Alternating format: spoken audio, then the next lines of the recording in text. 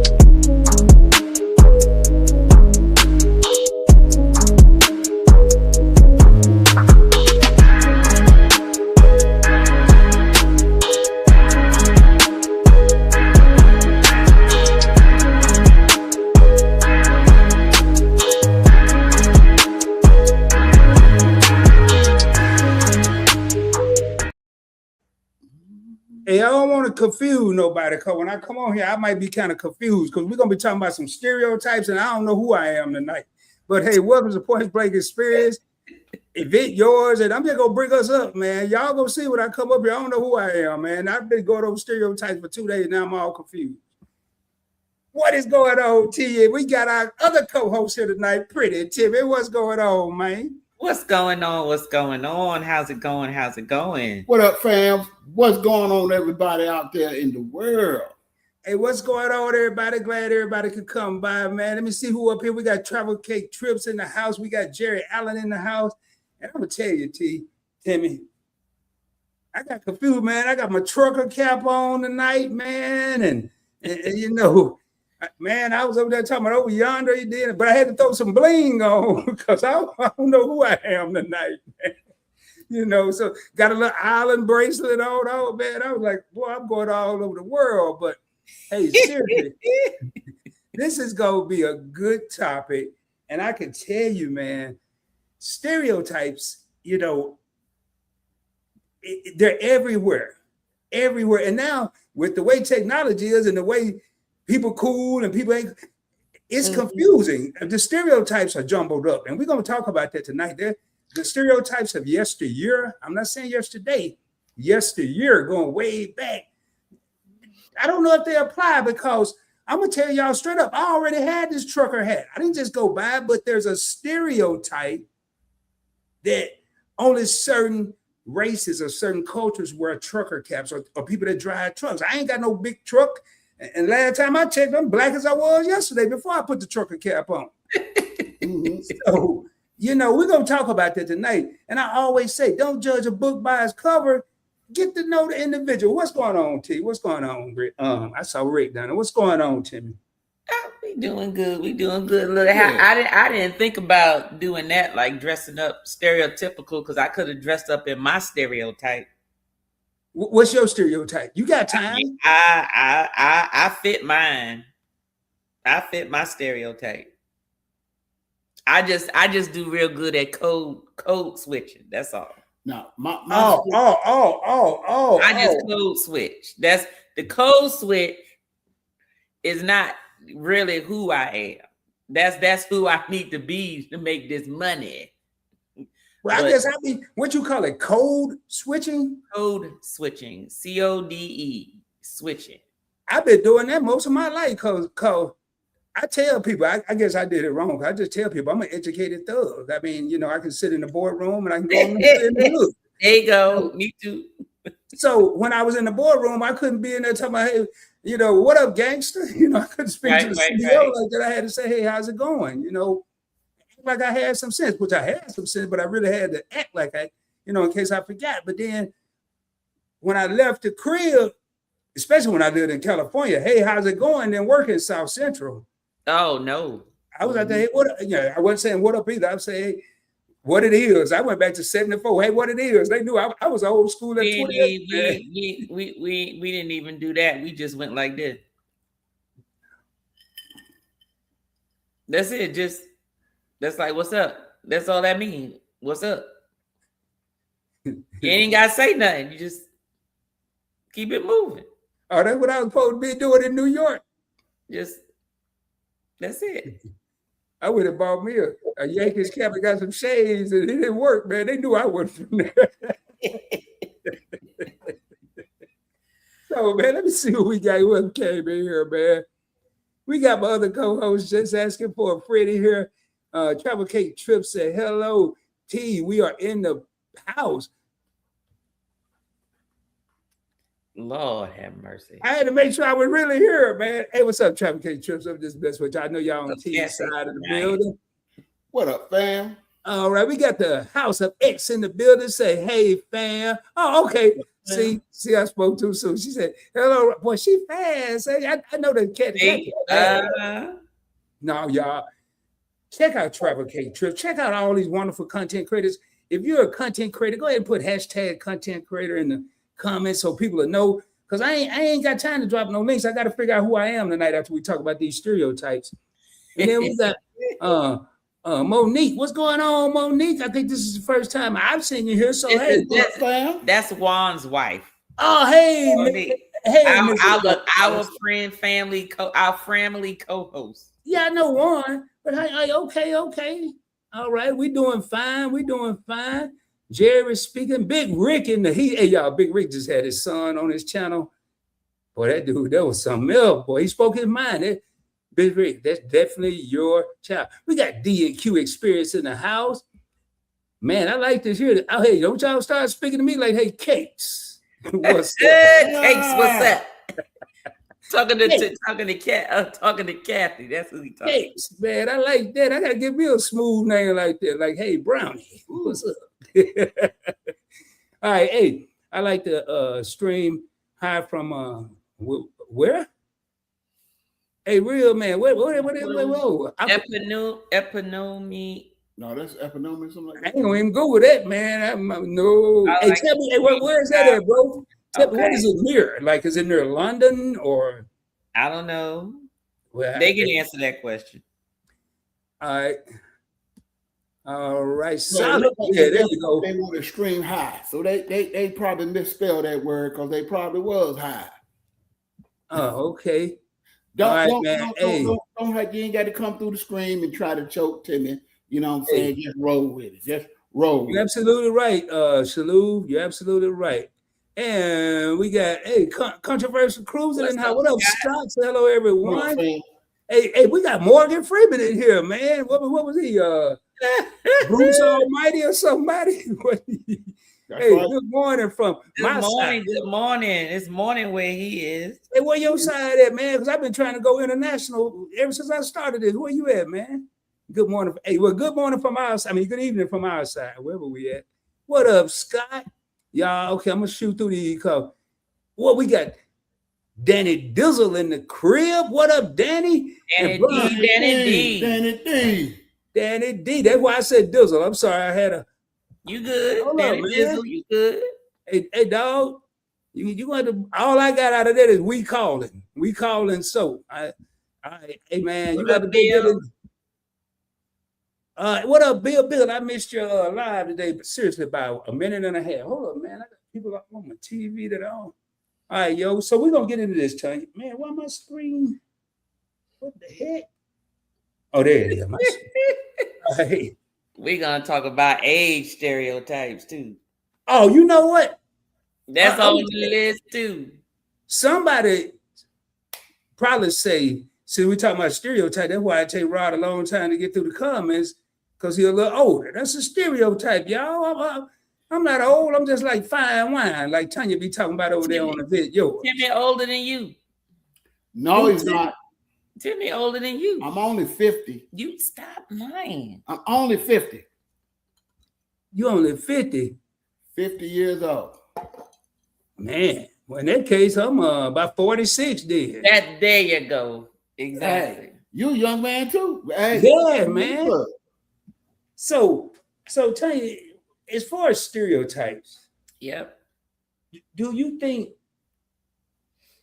that over time they've ruined the society in this country? I'm not talking about the worldwide, but we may get into global because there are some global stereotypes as well. But I mean, when I say ruined, let me narrow that down.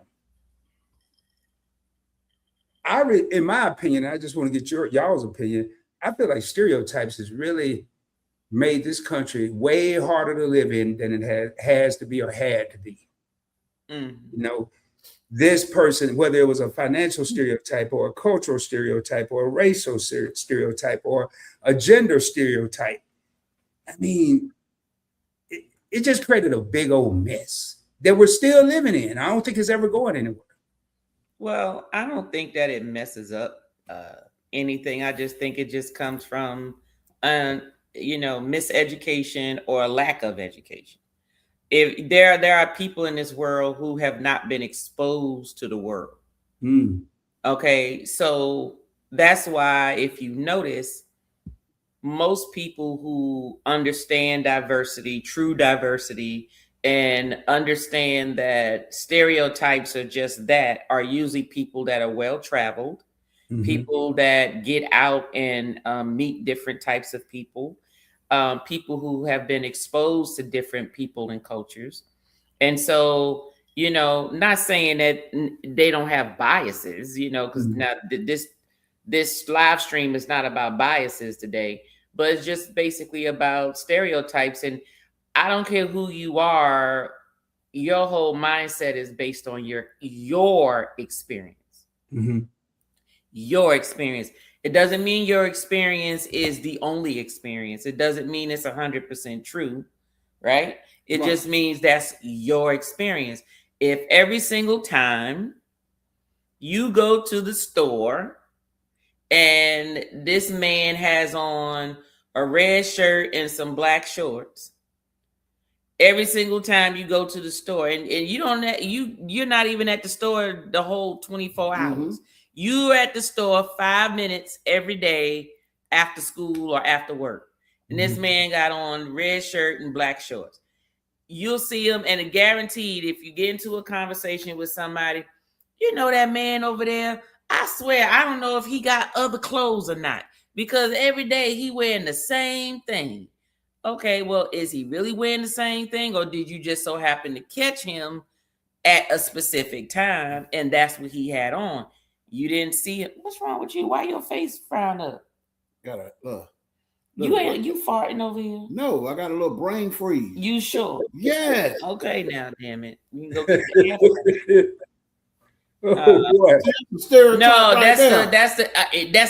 That is his stereotype. Was that was his stink? No. That was his stink face. No.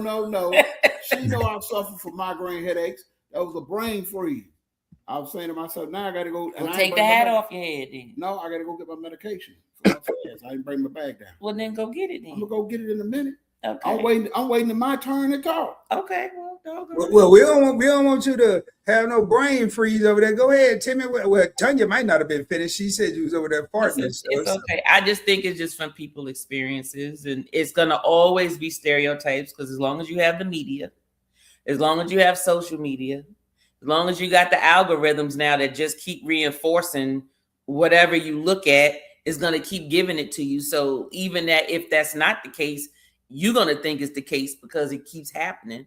So I don't think it messes it up. I just think that it just creates an opportunity for people to understand that there are other people in this world and other cultures in this world, and the media's view of that culture doesn't necessarily mean that's the culture. Now, I'm not going to say that there's no truth to some of those cultures, the truth to some of the stereotypes, because there's some stereotypes because there might be a high number of it, right? It doesn't mean it's 100%.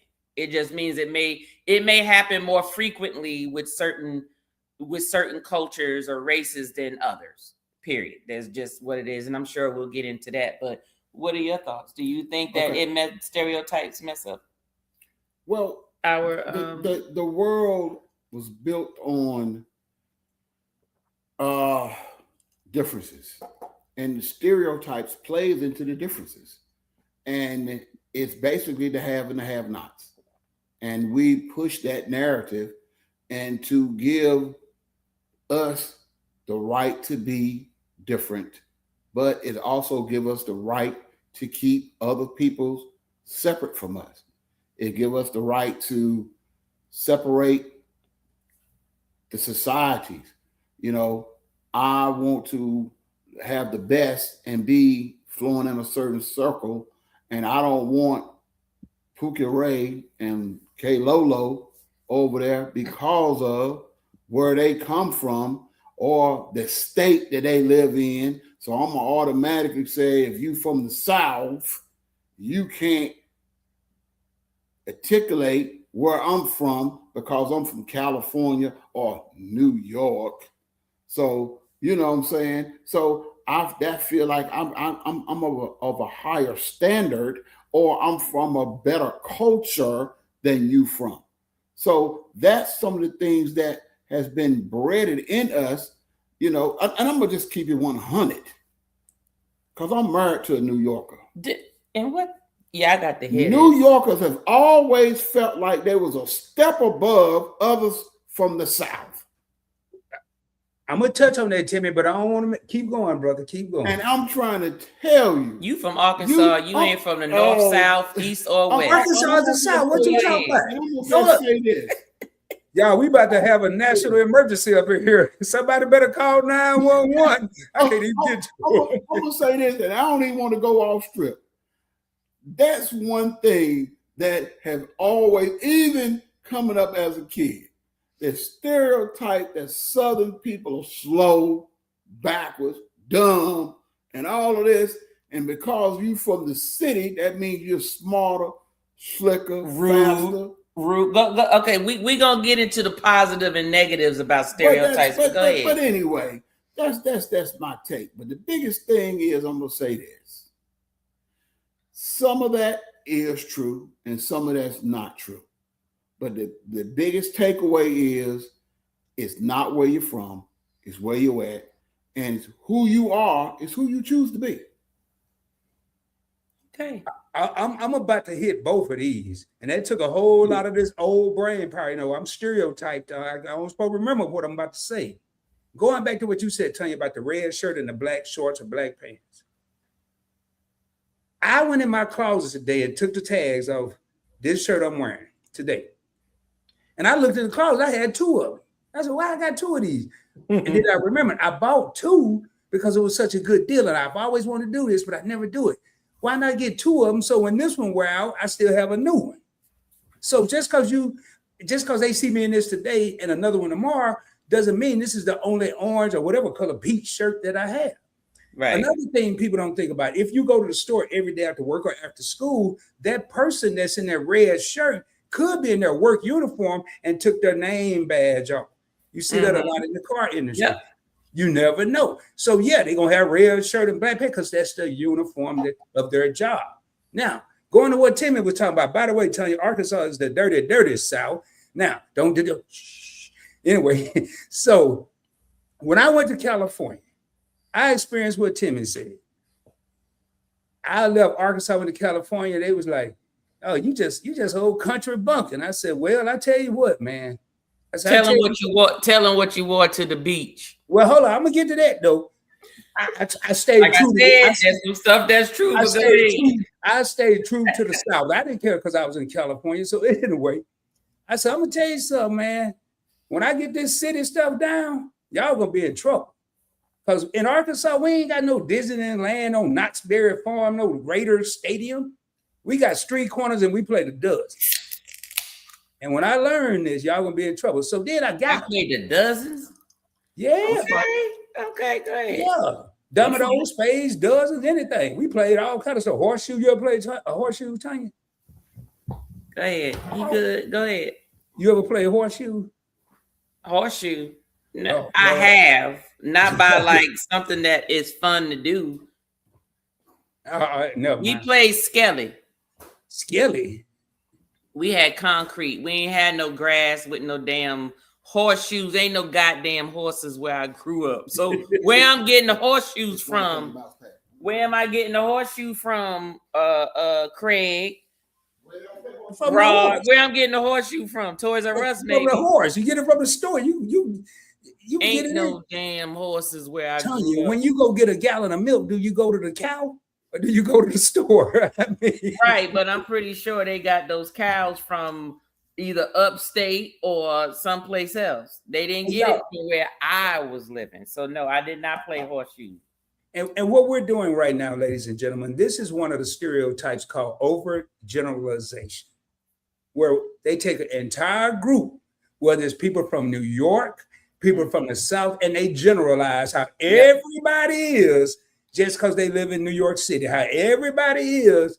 And then the question I used to hate, hey man, you live down in Arkansas. You ever see Bill Clinton? No, man. Why? Just gonna look. That's a whole state, dude. No, I ain't seen no Bill Clinton. I ain't seen Hillary either. So, but that's what we get, Tanya. I mean, but we ain't even got to the good ones. That was just one to warm us up right there. Now,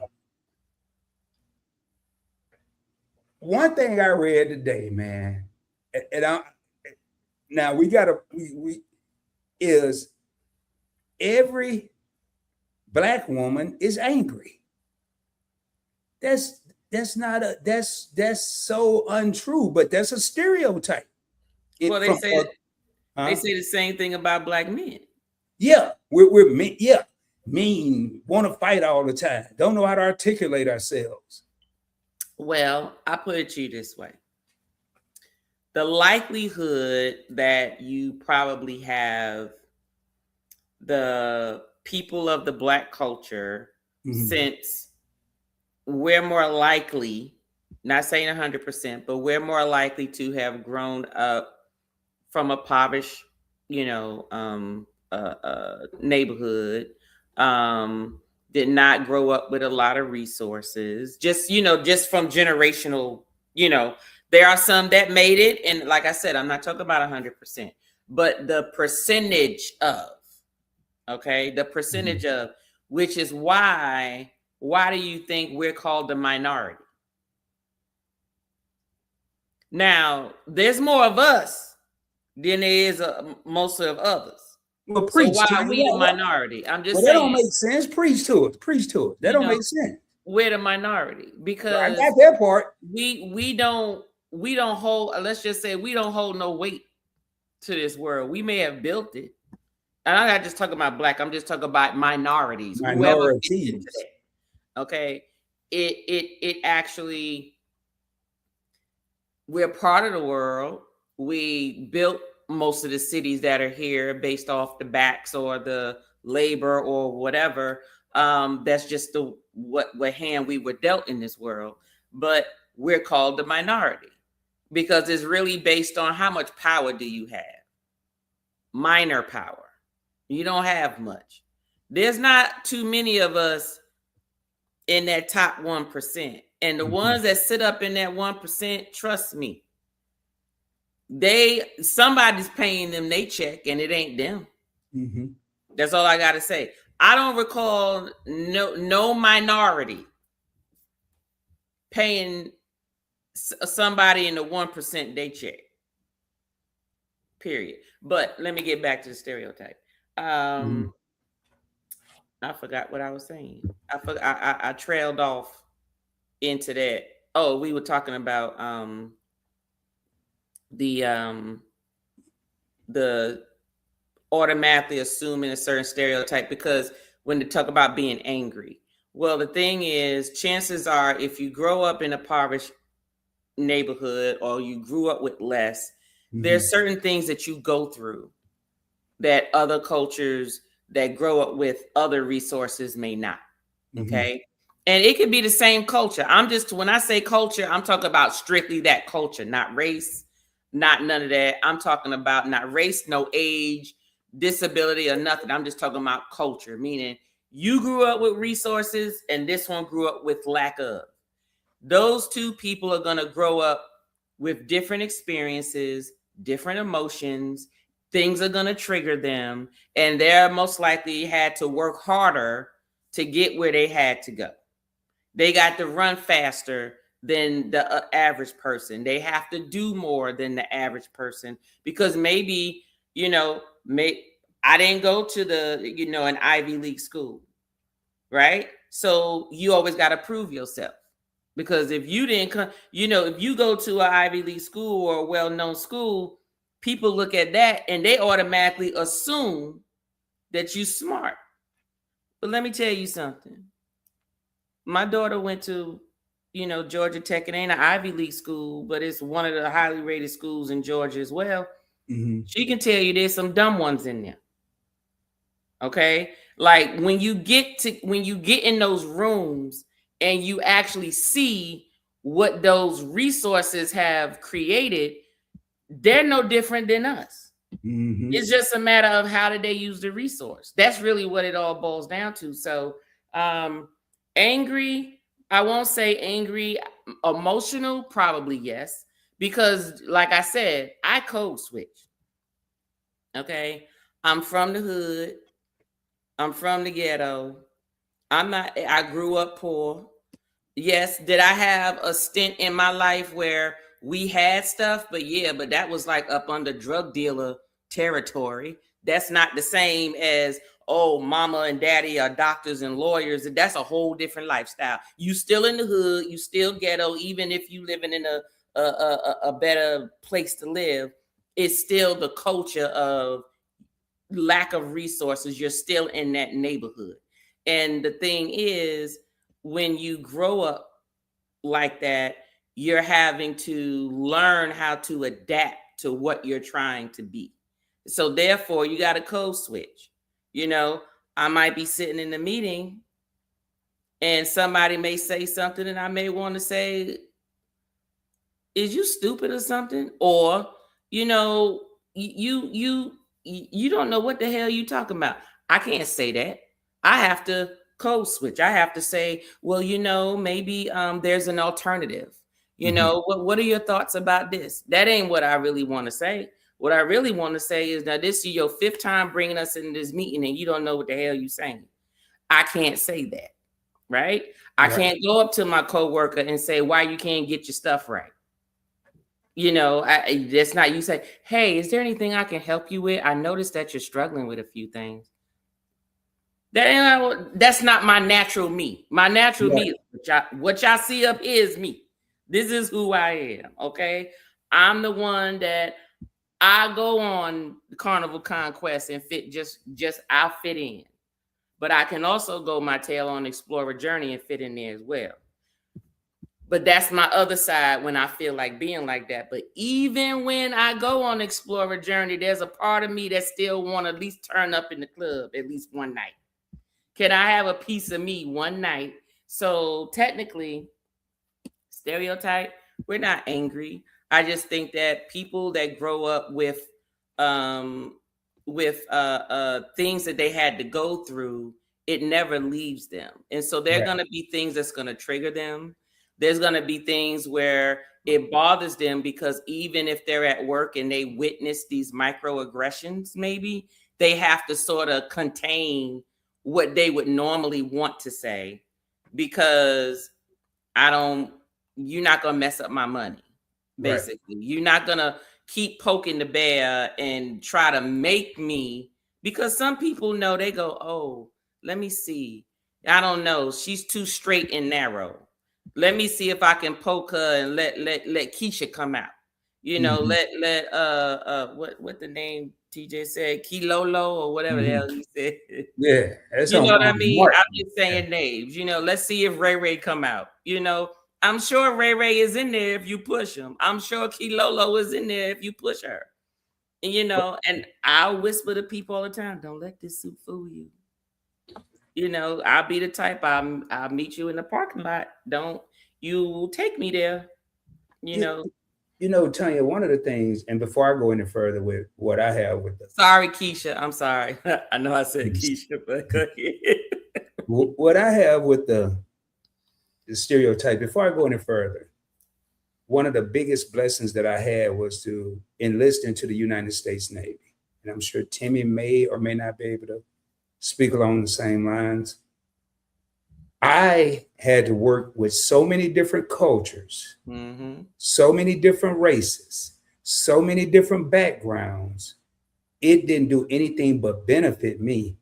And we didn't, I'm gonna be real with you. I'm not gonna say every single individual, but the vast majority, probably 99.8% of us saw one color, and that was red. I'll let y'all read between the lines. We didn't see no black, white, this color, tan, brown. We didn't care about all that. So I wanted to put that out there. We are an opinionated channel, channels, Event Yours, Points Blank Experience. We're talking about stuff just to have people's interaction and engagement. I just want to put that out there, a little disclaimer, but you're right. That person, I think that person you're talking about, whether it's Ray Ray or Kilolo or Ray Ray is my brother name, just so you know, but go ahead.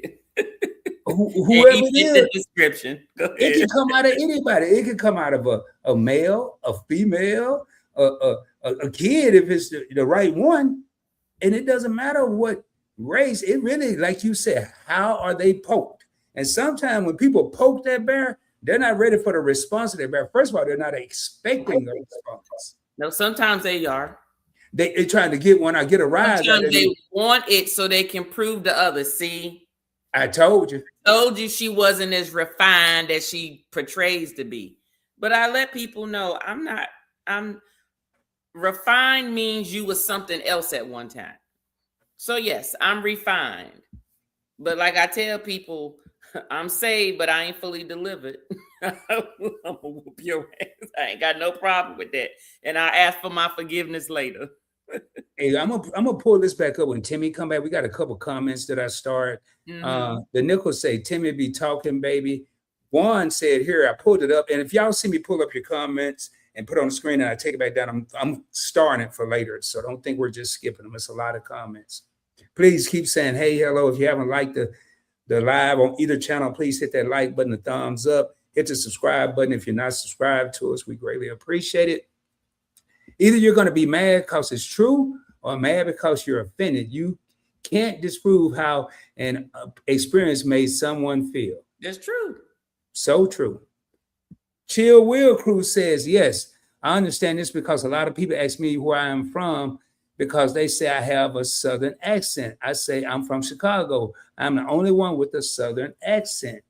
You probably had relatives. I'll tell you, Chill Will, the majority of my mother's side of the family and my father live in Chicago. They grew up in Arkansas and migrated to Chicago. So some of them, depending on how deep that accent was, like my accent right now is kind of confused. Certain words will sound like Arkansas. Certain words may sound like California. Like I can if I really think about it, party, but you heard it's like party. Like if you watch the Parkers, I'm going to the party. That's it, I can't help it. But then some kind of way they got mixed up, and I don't know what my accent is, but you're right. But that Southern accent is probably coming from your ancestors, just so you'll know. Cece said, right, everybody in Texas, thank you for putting this up, Cece. Don't wear cowboy hats, boots, and ride horses. I've been on a horse one time, and I was in somewhere in Mexico, and I think that horse was kind of old. He didn't look like the rest of them. And I have boots.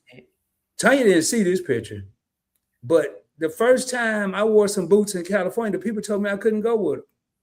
I was like, I sounded like just asking for a friend. I said, I bet you lying. I am going. What kind of boots did you wear? I had some snake skin pythons, cowboy boots with some creased jeans. Creased jeans? With an ED, creased. With you ain't get the permanent crease like at the cleaners. No, it wasn't no permanent. We'll just crease. Okay. I know how to iron.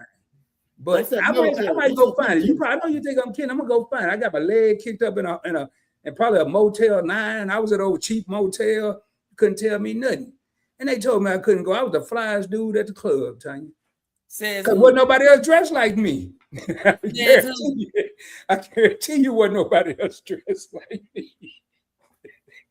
So I'm gonna find a picture. I'm gonna put my screensaver up in a minute. Let me get through these comments, man. I'm gonna show everybody. I wouldn't say angry but I would say aggressive. One got a couple paragraphs here, and I'm gonna jump back in the regular comments.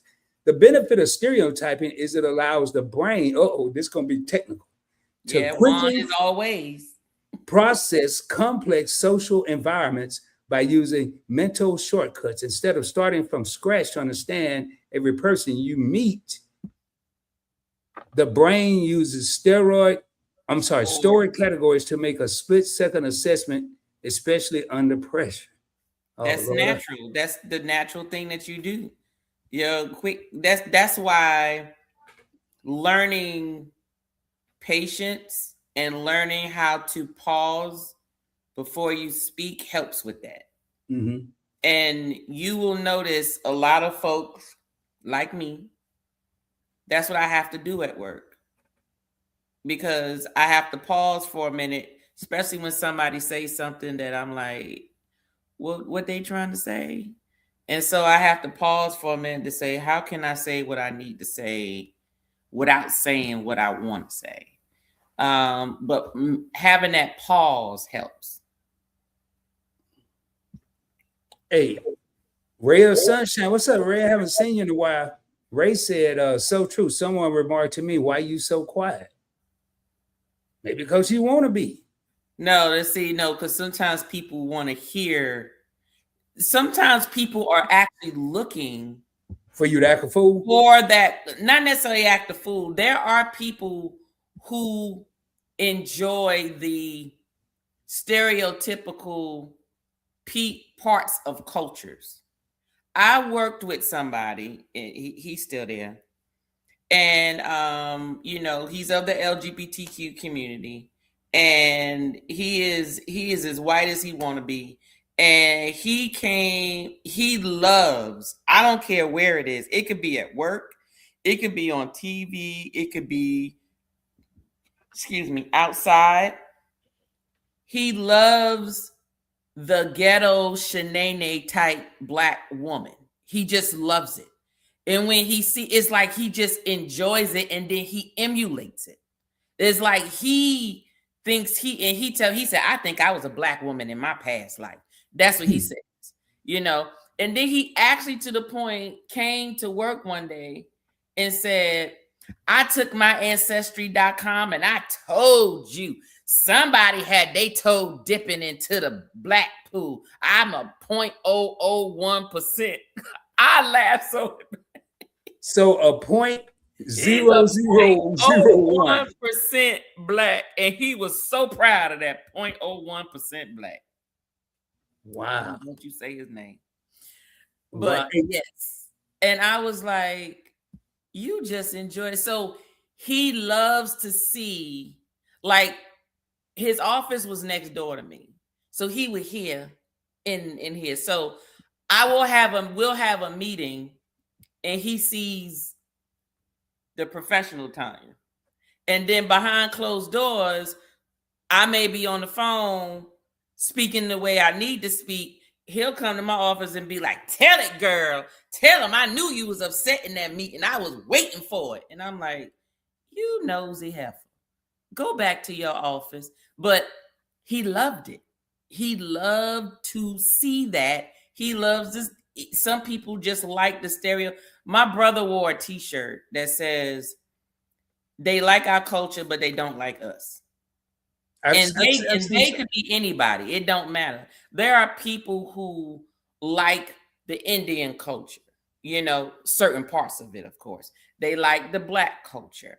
They like the Asian culture. They like any culture that has some form of, I don't know what you call it, like some fun stuff, either some fashion, some way of life, something that actually has a story to it. Mm-hmm. People gravitate to the experience. You get people traveling, and they go to certain areas, and they want to experience all of that. But if you was to get with them back in their hometown, they wouldn't pay you no mind.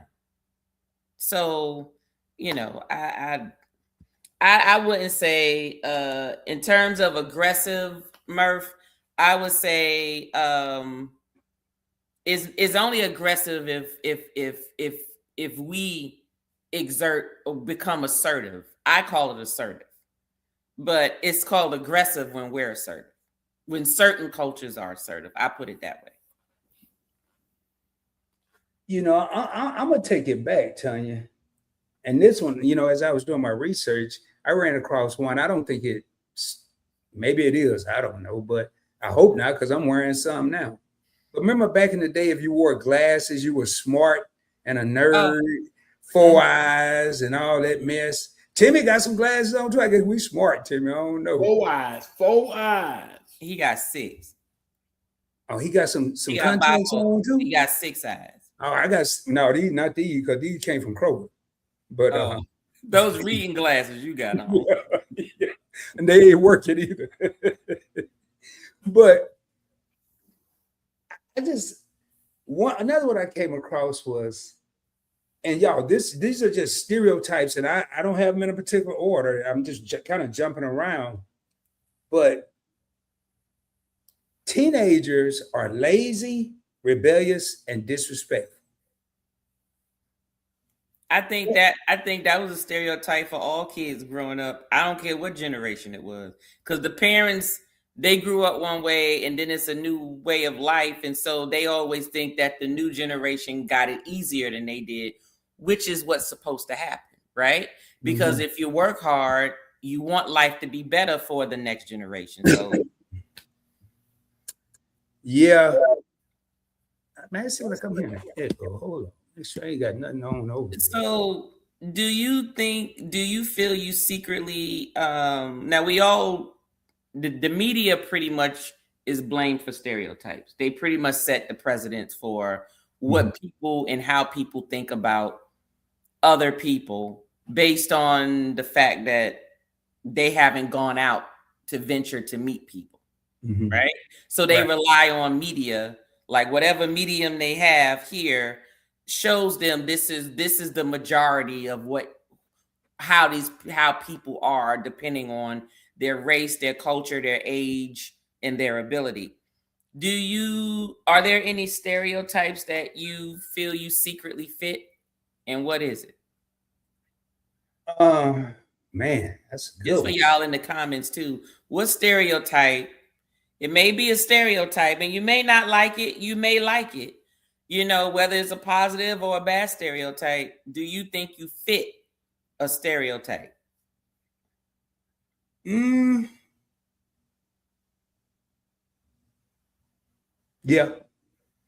Okay. What is it? Which ones? I think I fit not so much as now, but a few years ago, that the way I dress, when I dress up, oh, he a pimp. He used to be a pimp. Look at him. I ain't never been no pimp. But because I may have a nice suit or some nice shoes, a nice tie, jewelry, pinky ring back in the day, whatever. And I feel like, you a pimp? No. Well, that's what I said. It's not a stereotype. I said, was there a stereotype that you fit? Oh, did I fit? Oh, let's see. Right, which means it was true. Nope. I ain't got to think about that. Not that I'm gonna keep thinking, but you may trigger something. But you know, I put it to you this way: most military folk don't fit the stereotypes because they've been exposed to the world, so you don't really generate like a certain way for people to assume. So I take it back, Tanya. I did. I had to go way, way, way back. I did fit the stereotype of black males are athletes naturally.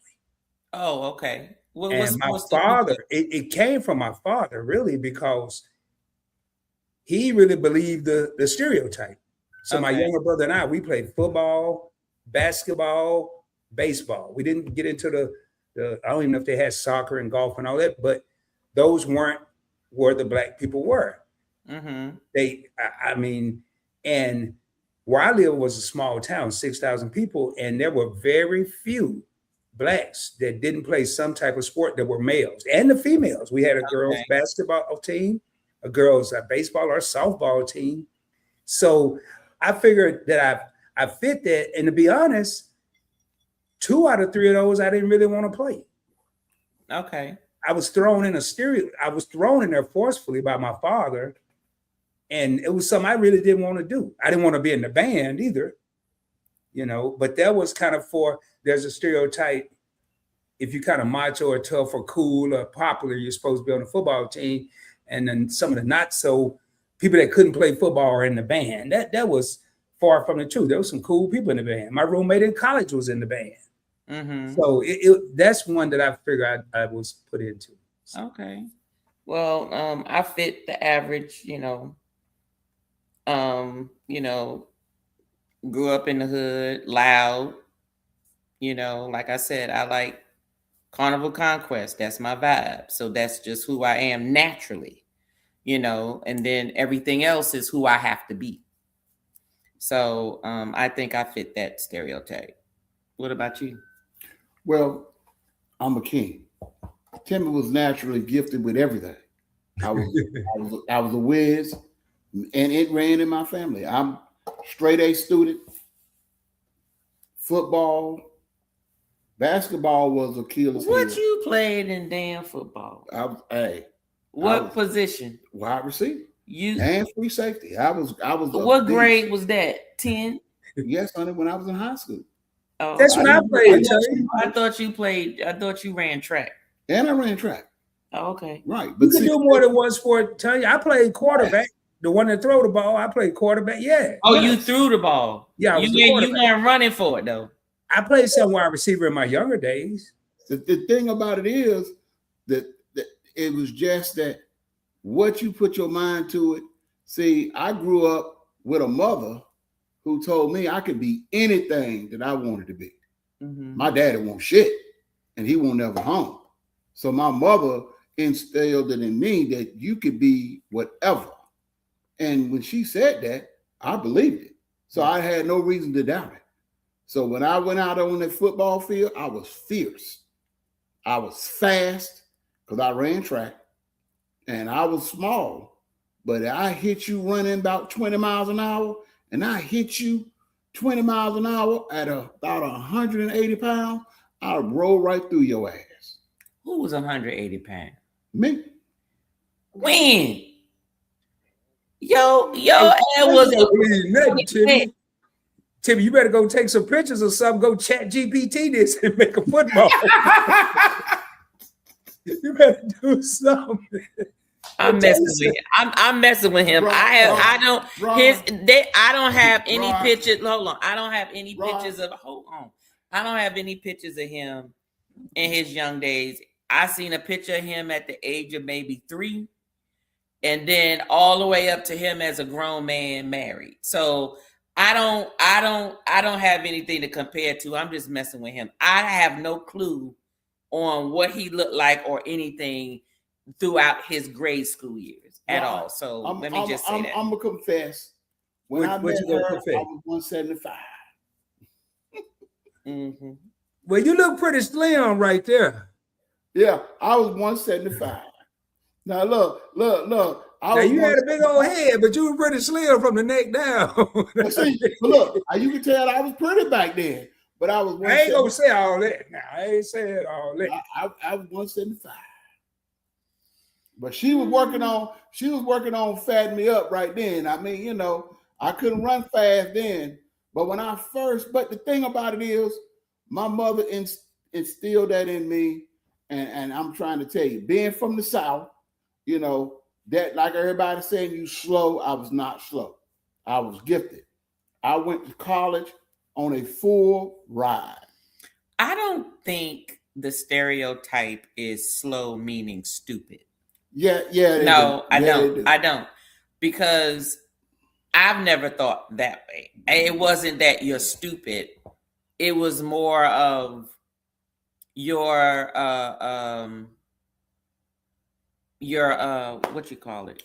When you're more susceptible to be taken advantage of because you're too trustworthy. Right. They're in the hospitality. They trust people. Everybody, they're very nice. They're open to receive. In other words, they're going to trust you until you show them they shouldn't trust you. Whereas up north, you grew up trying to survive, right? So the whole thing is, I don't trust you. I need to learn to trust you. You got to show me that I can trust you. He grows up, everybody a friend.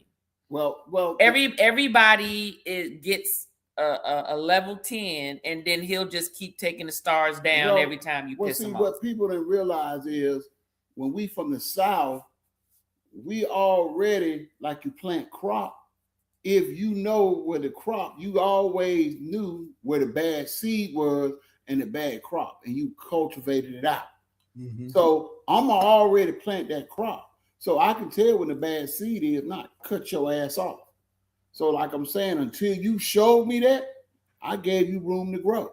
But once I saw, you cut off. But the thing about it is, when you ran across people from up north, they automatically put you in that box. Oh, dumbass country bumpkin! I'm gonna just rule all over him. And I let them thought that. I let them thought that. Then when we sat in the classroom, you let them thought that, and I let them thought that. When we got in the classroom, you know who was the dumbest people in the class? Them jokers from the cities. They was always, hey man, can you tell me what the answer was to number 10? Hey man, did you get the answer to number 12? But that's what I that's hey man. See, but that's what I'm saying. Did you get the answer to that test? When I was the total opposite of what you just said. That trusting from the South, dude. When I got to California, I ain't trust nobody. My head was on a swivel. Everything was moving too fast. They had trolleys and on top of the ground subways and helicopters flying around, big old plane. Man, I ain't trust nothing. Nobody. So all that hello, hey that we did down south, wasn't no head up, wasn't no peace sign, wasn't none of that. I was just walking by people. I mean, but like Timmy was saying, I used that Southern knowledge that all I had to do was study. It wasn't nothing else to really do unless hang in the streets. So while they had all this riding roller coasters at Magic Mountain and all that stuff, I was in the books. I had that set of encyclopedias where they went to the library. I had them at my disposal 24/7. So, like Timmy said, when I went out to California, man, I was making a fool out of people, man. Just making them look for the exam. No, I ain't studying for the exam. I already know that stuff. I've been learning it every day. How'd you do that, man? That's how we do it in the South. Everything was about the South. Man, how'd you find this place so fast? That's how we do it in the South. Everything, unless it was bad, Yeah. Right. So, see, we was all about getting ahead and staying ahead, and then the business came from. See, most of the kids up north, they live fast, they move fast, and everything. See, from the South, you was all about your business because business was. You didn't want to stay where you was on. You want to be better and do better. Mm-hmm. Up north, I mean, it's either from. I got a lot of cousins from up north. All of them on welfare, ain't none of them about shit. Mm-hmm. Point blank. They all of them had kids early. All of them on drugs. You know what I'm saying? They lived a city life. They thought they were smart. Only thing they did was fool themselves. You know what I'm saying? Now, me, I might not have been raised in the same environment, and I'm quite sure had we all been in a different, had we all been on the same level, things would have been different. So I can't say the stereotype of the South being slow, the city being fast, can be a little true. The South is slow, but you get ahead in life. Mm-hmm. Yeah. Tell you, I got one that I hope this don't cause no eruption. Mm-hmm. But what about women because they dress a certain way? Let's say they like their clothes to fit. There's a stereotype. She's easy because she may be that she fast and stuff like that. Yeah, she fast, and then the one that wear a skirt every day because whatever going on. Let me tell you something. At the end of the day, how a person dresses is how they view themselves. It has nothing to do with whether they fast or not. Because let me tell you, I've known quite a few girls who the boys thought was fast and she wasn't doing nothing. Her nose was in the books. The girls that folks thought nobody was paying attention to, and this is the same thing for the guys now. Them nerdy guys that the other guys on the football team and stuff thought that didn't nobody want. They was getting all the good. The girls was giving them stuff, and nobody knew it. But they was there. They always treated the girls nice. They always made sure. So they was getting it. The other boys who thought that, oh, I'm fine, you know, I'm looking good, and I'm of status or whatever, you know, they might have gotten some of the girls, but you know, eventually the girls is like, oh, he's an a-hole, you know, so I'm gonna go over here to the little nerd boy over here because you know he talked to me, he listened to me or whatever. Them was the ones getting all the stuff. So when it comes to the girls, you had the girls that looked like they was like all in church and stuff, and they was out there just a Jezebeling it up, but nobody knew because they carried themselves in a way where nobody knew that they was getting their back thrown out after work, after school, or cutting class and still passing their grades, but cutting class and everything because no one's suspecting them. Hey, what you call it? Code shifting? I'm glad you code shifting and it's nighttime. What you just said? We getting what blown out? Get the back blown out. I know what you meant. I know. Exactly. Right. Exactly. So I know we've been talking about the different stereotypes and all that stuff. And so to me, I feel that this is the part where, like Juan said, people are either going to be mad, offended, or whatever. But do you think that some stereotypes are low-key accurate? Yep. Okay. Give me some. Hey, let me pull one comment here as the national disclaimer. Y'all, this is a national disclaimer right here. Now, I do understand these stereotypes is based on people's experience. Disclaimer is this is not 100%. So the question was, do you think that there are some stereotypes that are low-key accurate? I'm gonna say this because I live there, and I don't understand it for the life. If you go to the hood, you're gonna have a couple nice houses, but people aren't taking care of this stuff. There's trash everywhere with trash cans close by. Okay, and it's all I don't get it. It's almost like people say we live like this, so we're gonna live like this. Instead of just taking care of this person throwing their stuff away. Now, have I ever taught some of that? Yeah, I have. I ain't gonna lie, but do I do it enough where my whole community is jacked up? Or I got a car that ain't ran in 30 years and ain't gonna never run, but I want it parked in the driveway. No. So I feel like that's one of the stereotypes. I lived in South Central Los Angeles. There's some streets in South Central LA, the hood as they call it, that were cleaner than anything. And I put them up against any city in America. But then you go to some other blocks, I guess I don't know what it was, but it's like they had to live up to the hype. So yeah, I think that's just one. Okay. What you got? Well, that old term, dumb blondes, some blondes are dumb. And that's what you mean, like what they said, real blondes, not bleached colored blondes. Real blondes. When they said dumb blondes, and then we can move that on to some other people. When they say you acting like a dumb blonde, some people are just that. Now, you can say the bleach blonde. Now we can get some individuals that we can get some individuals that hold on one second. We got Cheerios upstairs? Yes, probably. You ate Cheerios when you went upstairs? No. But you didn't tell me we had Cheerios upstairs. Yeah, those the honey nut ones. Oh, hold up, man. I leave and y'all done turn the stereotypes into what kind of Cheerio we got? I'm sorry. I'm sorry, y'all. Hold on a minute. Because I'm smelling his breath and he lying to me. I like Honey Nut Cheerios, but ain't never Honey Nut Cheerios in the house when I want Honey Nut Cheerios. So I'm smelling his breath going, oh, you got Honey Nut Cheerios in the house now. You're stereotyping right now because you over there. How am I stereotyping? You over there persecuting that brother for everything under the sun.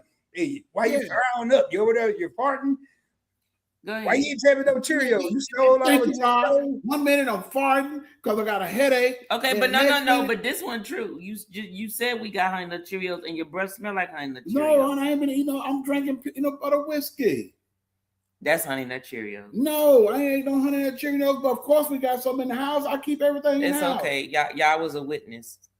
Hey, Tanya, I'm gonna put myself up here for a good laugh real quick. I'm gonna show you this picture that I claimed I had. Lord have mercy.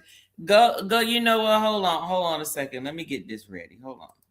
What it did? What you got? Nothing. Go ahead. I ain't know I changed my mind now. There you go. Go ahead. Hold on, let me get this off the screen. Let me put me up here by myself. You see them boots, tell you? You see them snake skin, the pythons, boy, I wasn't kidding. Look at that. Look at that little rod. Cooler than a fan, boy. I was cooler than a fan. I didn't see nothing. Hold on. I see him. Hold on. I don't see nothing. No, you saw it. You over there trying to take a picture now. I'm not. Let me Yes, see. you I are. didn't hear anything. Go ahead. It's just a picture. Lord. Lord. And he got a white suit on, y'all. No, them some jeans, man. Them some jeans. They were White stonewashed. Was it a white party, Rod? No, it was stonewashed jeans. It wasn't no party. That was the Motel 9. I forgot the name of it. Probably the Boogaloo Motel Inn. 9. Look at that curtain, tell you. That was San Diego, California, man. Lord have mercy. So Yeah. so I'm assuming you done changed your style since then. Oh yeah, I ain't wearing You this. be matching now. You be Yeah, like you I was matching. much did. You know where I'm from though. There was a stereotype. Where I'm from, if you had some boots like that, you had money. You said where you was from though. Oh, in Arkansas, they told me I couldn't go. I had to beg every time I was somewhere with somebody. Hey man, can I please go? Man, I get some more clothes on payday. You know, and this thing, but I was the center of attention because wasn't nobody dressing like that in California. There you go. That's right. That's right. And all I had to hit them with one of them lines, like, you know, just one of them country lines. I ain't gonna even say it. It ain't even in my repertoire. One big stereotype, like you said, Rod. The biggest one back home and everywhere you go, the drug dealers always got all the money, and that is not always the case. Okay, And but we all- talking about true stereotypes though. The true stereotypes. The true stereotype is the person that study hard, play hard, will always be successful. That's a true stereotype. Oh yes, it is. That's a true Yes, it stereotype. is. A person who plans, who goes out, works hard, person who's always trying to get ahead in life and prepares. So basically, work. okay, so we talking about the stereotype. The stereotype is the nerd will always get ahead. Not necessarily the nerd, the person who does the work. That's the nerd. Not That's not the necessarily- stereotype is the nerd if you're always doing the work. Not that hard worker. Okay, yes. It's not necessarily the nerd. Because Timmy was a hard worker. I wasn't no Okay, nerd. yes. I was pretty. Believe it or not, Tanya, I was a nerd for a few years. I was a nerd for a lot of Paul years. was a nerd. I was pretty. Okay. Yeah, I was a nerd, but I was a hoe. but I didn't like the stereotype. We know that. I didn't like, well, so I really, to be honest, I went out of one stereotype into another. In my younger days, I went from the nerdy kid who stayed in the house, stayed in the books. And one day my daddy changed it. He said, boy, you got all the books in the world, but you ain't got no common sense. You said that in another live one day. So guess what I did? I fit the stereotype of the nerd and went to the stereotype of the streets. All the young black men out there doing what they supposed to. So you went from a nerd in your younger days to a hoe in your older days. No, I went from a nerd. Okay. I went from a nerd in my younger days to a dude on the corner in my younger days. Oh, okay. Yeah. I had to go out there and get some common sense. And every time I got in trouble, my mom was like, boy, what's wrong with you? Hey man, daddy told me to go get some common sense. Now he in trouble. I'm scot-free. Oh. She mad at him. So, but I look at one stereotype that we see a lot, man. I don't think it's so common as it used to be. If you see a person dressed a certain way, jewelry on certain shoes, Jordans or dress shoes, right, that mean they got a lot of money. And that doesn't. Let me tell you something. I put it this way: they may have some money, they may look like they have some money, and it's all about a look. It doesn't mean they have money, because most of the time, people who have money, they may dress nice, their clothes are quality, but there's always certain things that they wear that tells you what their status is. They can walk around in some beat up sneakers, some raggedy jeans, a polo shirt, and they belt may be on point. They watch is on point. If it's a lady, her purse is on point, or maybe them diamond studs in her earring. That's not flashy, but what they're doing is saying, I have something. I don't need to express it to everybody. But everybody also don't know, just because you got money don't mean you know how to dress either. So me, I like to dress. Whether I was broke back in the day or I got money, Tanya's gonna be dressed. I don't care whether it came from Kmart or whether it come from Saks Fifth Avenue. You gonna get the same presentation. It doesn't matter. It's just a matter of how much did I pay for it. But it's always gonna look like something. Now, people who have money will know it was from Kmart. Okay, so that's what the difference is. People who grow up around money knows quality when they see it.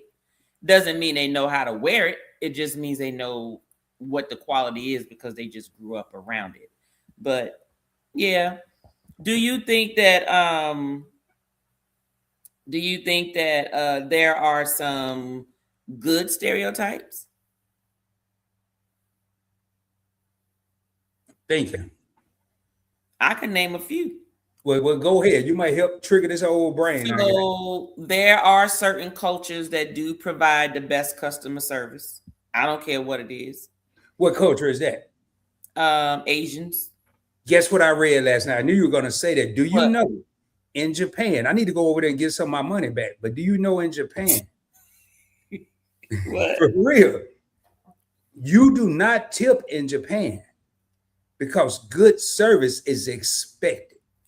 Okay. You do. They can't take tips supposedly, but I must have a thug because he took mine. So I'm sorry. I guess he figured you didn't know no better. I didn't. Right, because you didn't grow up with their culture. If you grew up in their culture, then you would have known. Okay, keep going. Right? Keep going. Yeah. Okay. So to me, I feel that Asians always provide good service. I'm not saying it's 100%, like I said. So don't go in the comments talking about because Mean Lee did my nails and that heifer was cussing me out and she ain't do this and she did that. We're not talking about that. I believe that people from the South have very good hospitality, you know, more so than the North to me. Yes. But I just think it's just because of your upbringing and what your culture was and your environment and certain things or whatever. Yes. Let me cut in a little bit. People from the South are slow to cuss you out when you cut them off in traffic. People from the North gonna want to stop, want to fight, want to pull you out your car and all of that. And now go ahead. We talking about positives and you still talking about negatives though. That was a positive answer. No. Nobody asked you for the negative though. Because that's it. See, that's why he can't come on the show no more. That is a positive. But you can't come on the show no more. You're gonna stick to the damn agenda and answer the damn questions. Now we talked about the negative comments. You did a whole dissertation about the Northerners. And you're married to one, but I just want you to remember that shit. When this camera go off, keep that same energy, player. What are you talking about? Keep the same energy. It's okay. It's okay. Hey, I advise everybody to do what I'm doing. You some popcorn. This gonna be good when turn your TV over here. Keep that same energy. Juan, when you come here this week, your boy might be out of, you might have to cancel cancel veteran active duty veterans bar. You cancel it because he ain't gonna be alive. I think that I think that Mexicans are hard workers, like real hard workers. They gonna get it no matter what, and they gonna get it legally. I didn't say 100%. Don't tell me what you know about Jose down in Colombia. I don't know Jose from Colombia. I just know the folks that I know. They are gonna get it. They gonna get it honestly, and they gonna work. And let me tell you something. They do their thing. I don't care what nobody say. Can't nobody tell me nothing negative about the Mexicans. Hey, well, check it out. I know that I have come across. I read last night. No, today. Well, today or last night, I looked for examples of stereotypes, and one of them, matter of fact, it was the first one. It made me so mad. I didn't even use the content. The first one that says it was an example. It wasn't saying it was true. Mexicans are lazy. I'm like, who did this study? Yeah, I don't know who did that study. I got so mad. I just went hit the back button and went to the next whole thing. I didn't even want to look at their stuff because that let me know what I was about to read was going to be ignorant. Yeah, and I put it this way: maybe that's who that person, in their experience. I don't know. I've never come across not one that I've ever seen lazy. I've seen they will do whatever they need to do to live their life the way they need to. They take care of their family. They very family driven. I'm sorry. That's just a positive stereotype. And I'm not saying that is all of them. I'm just saying that's just what I see. And let me tell you something. Yes, this is another stereotype. It doesn't mean that they all know how to do it. But if somebody tells me and give me a landscaper and you tell me, do you want Jose and Son or do you want Johnson and Son? I'm going with Jose and Son every day because I know they're going to get it right. That's, like I said, that's just a stereotype. A good stereotype that I've seen, they're going to get that right. I don't care what nobody say. They're going to get it right. Just like the Koreans going to get these nails right. Okay. What other good stereotype? Well, on the good stereotype note, I'm trying to figure out how the people that I see pull up to the gas station I get coffee at have a truck with a landscaping cart behind it or trailer, and everybody that go up to pay for their stuff pull out $100 bill. I just want to be in that club. Yeah. They go in there and get $1.39 soda and pull out $100 bill. There you go. I was like, man. There you go. So while people over here stereotyping some people, I'm finding stuff impressive. Well, that's my thing. Then what's the other one? Caucasians got good credit. They said they born with an 850 credit score or whatever.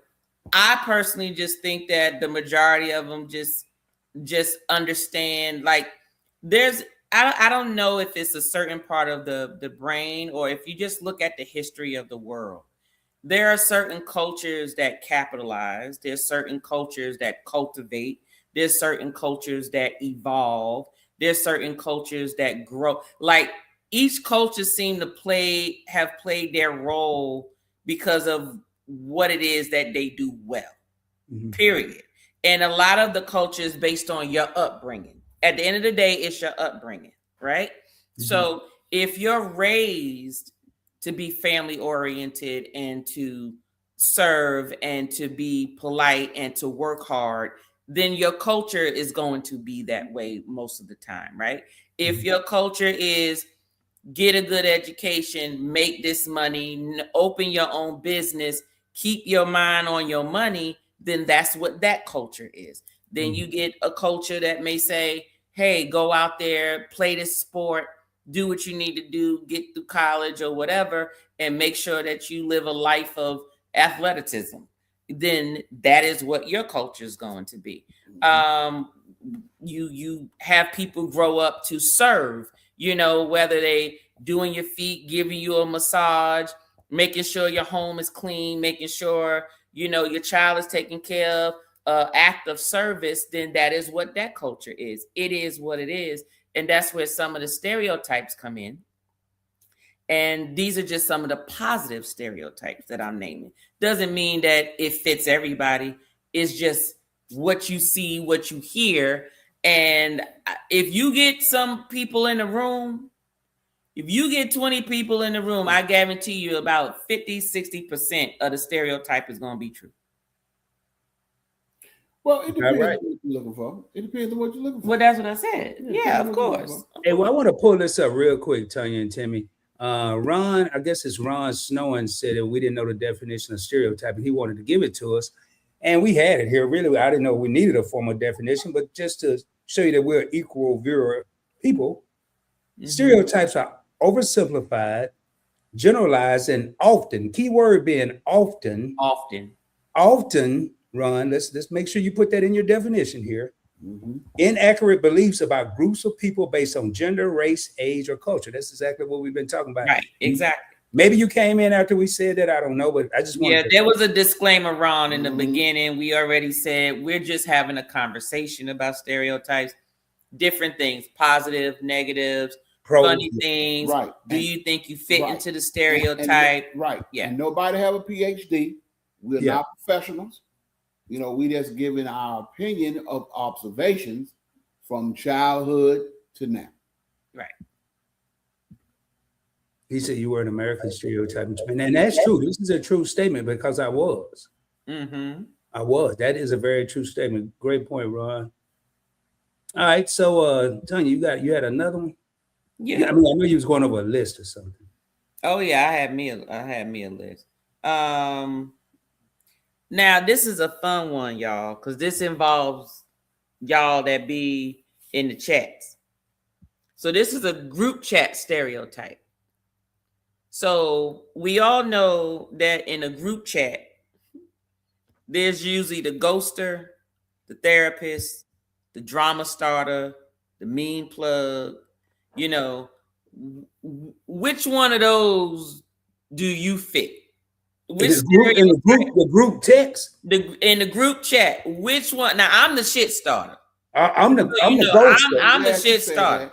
I'm the shit starter in there. I'm the drama starter. I'm gonna take whatever you say and turn it into something usually probably inappropriate. I'm glad you said that, and that way you always put it on me. It's always the Aquarius. It's always the Aquarius. I'm talking about in the chat. I ain't even talking in the about chat. No, in the chat I do it because I like to make people laugh. I don't do it at all. Timmy is a peacemaker. No, use a damn lie. I am a peacemaker. I'm a lover. He Aquarius, is as straight up instigator. No. We like to see people happy. He is a straight up instigator. I'm gonna do what Fanny said. Straight up instigator, my husband. I'm gonna do what Fanny said. I'm gonna stay out of married people business. Y'all go ahead. Don't mind me. I only use the word trash lightly. You know what? Whatever. You instigate. I put you this way. No, it's okay. I was gonna bring up the story about D-Train, but I ain't gonna do that because all you're gonna do is extend the story, and we ain't got time for that. No, bring up the D-Train story. I ain't. No. Let me tell you something. Let me tell you something. It's okay. I don't need to say nothing because any of you, if you're ever around Timmy, I just want you to observe him. Trust me, if there's some shit going down and you egging to do something, he gonna be like, go ahead, dude. You can do that.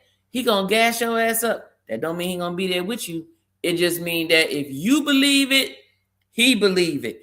But he gonna laugh if you go out there and try to do it and it don't come out. But he already knows something about to happen. Okay. Hey, Tanya, Timmy, real quick. Hey, Tanya, I got a new channel I'm gonna start. I want you and Timmy to be the first guest. It's gonna be called Love and YouTube. I'm telling you. You said love. Okay. I gotta have y'all as the first guest. I ain't got to do no work, man. Y'all. So since we talking about stereotypes, yes, I'm gonna tell the D-Train story for everybody. I'm gonna need you to do the note. The short, condensed, 5 bullet points. I'm gonna do the short version of it. D-Train. Go ahead. So D-Train was from Mississippi. Okay. He was from Mississippi. He came to Atlanta. Now he came to Atlanta and he met this young lady and everything. Now, when he came to Atlanta, he worked with me and my brother. Now, I realized he was a special type of guy. And when he worked with us, every time we hung out, he never had no money. And we went to the strip club. Do you know what it's like going to a strip club and you paying for dances, and this one guy always got this $5, $10. So it pissed me off. So I said, I got something for his ass. So I said, man, where your money at? We worked a lot of overtime. Where your money at? Well, Timmy, every time we got paid, Delisa took all my money. That's how he talked. So I said, oh, I got something for him. See. I said, man, D-Train. I said, brother, you sound like The Rock. You know The Rock from the movie, the Rock from wrestling. Listen, this is what you need to do. You need to tell Delisa, I am the man. I'm the man. He got knocked out. You don't take my money. I give you what you.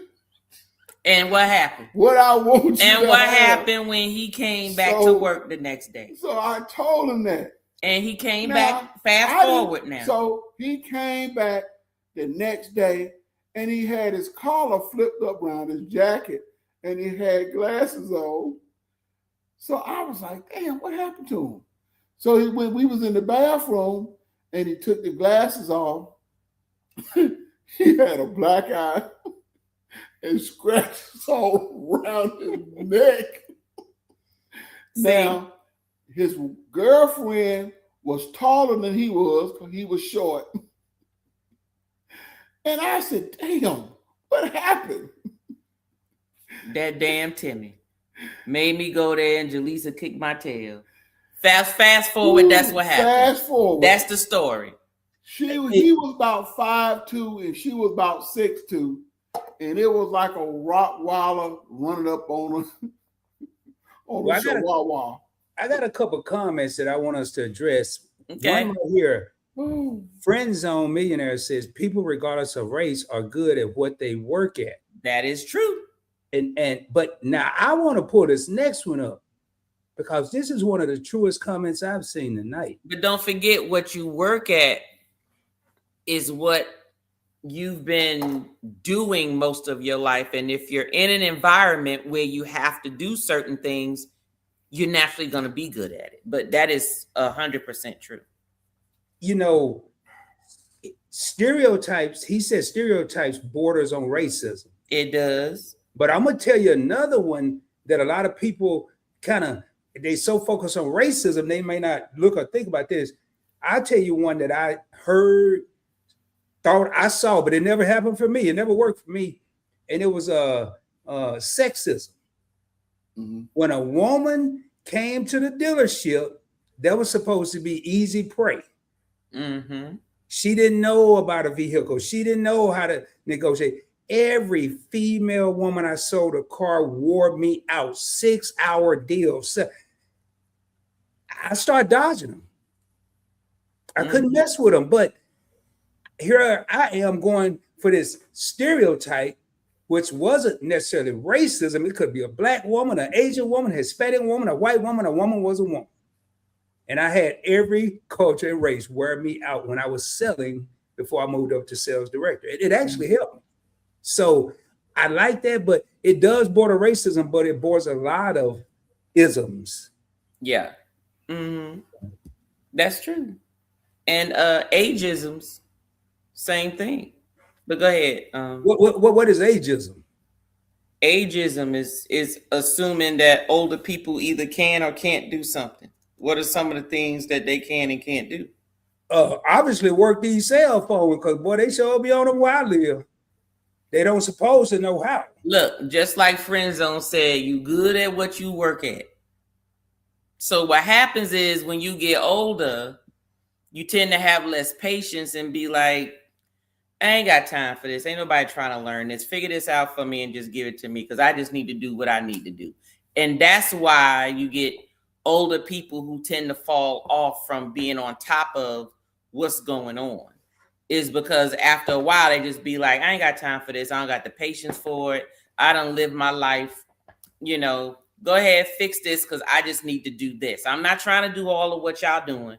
I just want to do this. And as long as I can do this, I'm comfortable with whatever I have, but I'm not trying to learn anything new. So perfect. This gonna lead you right into this.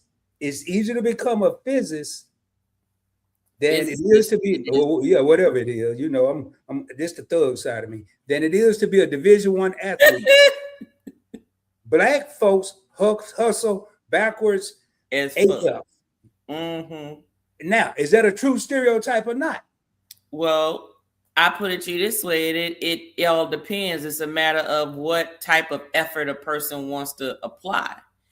At the end of the day, I put it to you this way. I grew up doing domestic work because I had to help raise my brothers and sisters and all that type of stuff. And I would always say, I am not doing this shit when I get older. I'm not doing it. I'm not doing it. I'm getting a dishwasher. I'm not doing it. I'm not doing it unless I have to do it. And get a housekeeper. Or whatever. Exactly. So my thing was, I'm going to go out here and I'm going to get my education and I'm going to get me, make sure that I evolve in my talent that I have, and I'm going to make me some money because I'm going to use that money to pay for stuff that I don't like to do. Now, some people would say, well, it's easier to be a stay-at-home woman. All you got to do is wash the dishes and mop the floor, and you can lay down at night and stuff, lay down during the day or whatever. You ain't got to go out there and worry in that corporate office. It's a lot of stress. You got to get up. You got to go deal with people or whatever. It's easier to do that than to do that. Yeah, but it's all a matter of what that person feels is easy or not. If that person has the athletic ability and they don't need the brains, then of course they're gonna think the athletic, road is easier for them because they don't have to worry about getting good grades. They don't have to think. They don't have to do all of that stuff. All they got to do is just be strong and go play ball because that's what they enjoy doing. Being a physicist might have been too much for that particular person, So when it comes to that, I think it's a matter of how people want to apply their effort and their energy. What comes natural for them, what comes easy for them. For me, I'd rather go out there and make money and then pay somebody else to clean the damn house. What are you pointing to you for? You clean up what the hell you messed up. I wasn't pointing to me. Yeah, you was. We got evidence here. Hey, Tanya, I want to thinking about this and I think about Shaq. Especially in the 90s and 2000 when he was in his prime with Kobe in the Lakers. I lived in LA at the time, and you seen so many comedians impersonate him. Eyes crossed, talking slow, like he didn't know what he was saying. This man has over 370 businesses, 24-hour fitnesses. That big chicken that's on these cruise lines, that's his for real. It's Shake Shack or some kind of burger joint. I saw it was like 102 years old. No, it ain't Shack Chicken. It's like a regular franchise. Okay. It's a burger joint. And so now I will say, and I don't know if this is what Friend Zone is saying, but one thing that makes me irritated is AF is when some of the black hustlers are more worried about impressing their friends and the homies than they are impressing their families. Their immediate family. I ain't talking about the uncles and the aunties and the cousins and all that. I'm talking about your wife, your girlfriend, your children, your son, your daughter. Now that's kind of hustling backwards. I don't know if we on the same page, but that irritate the crap out of me. But I agree with Tanya.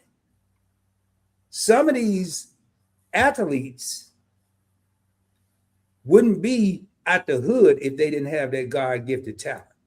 Right. They wouldn't even been given the opportunities they had. So And y'all, this is all opinionated. Speaking of which, this is the perfect time for a commercial break.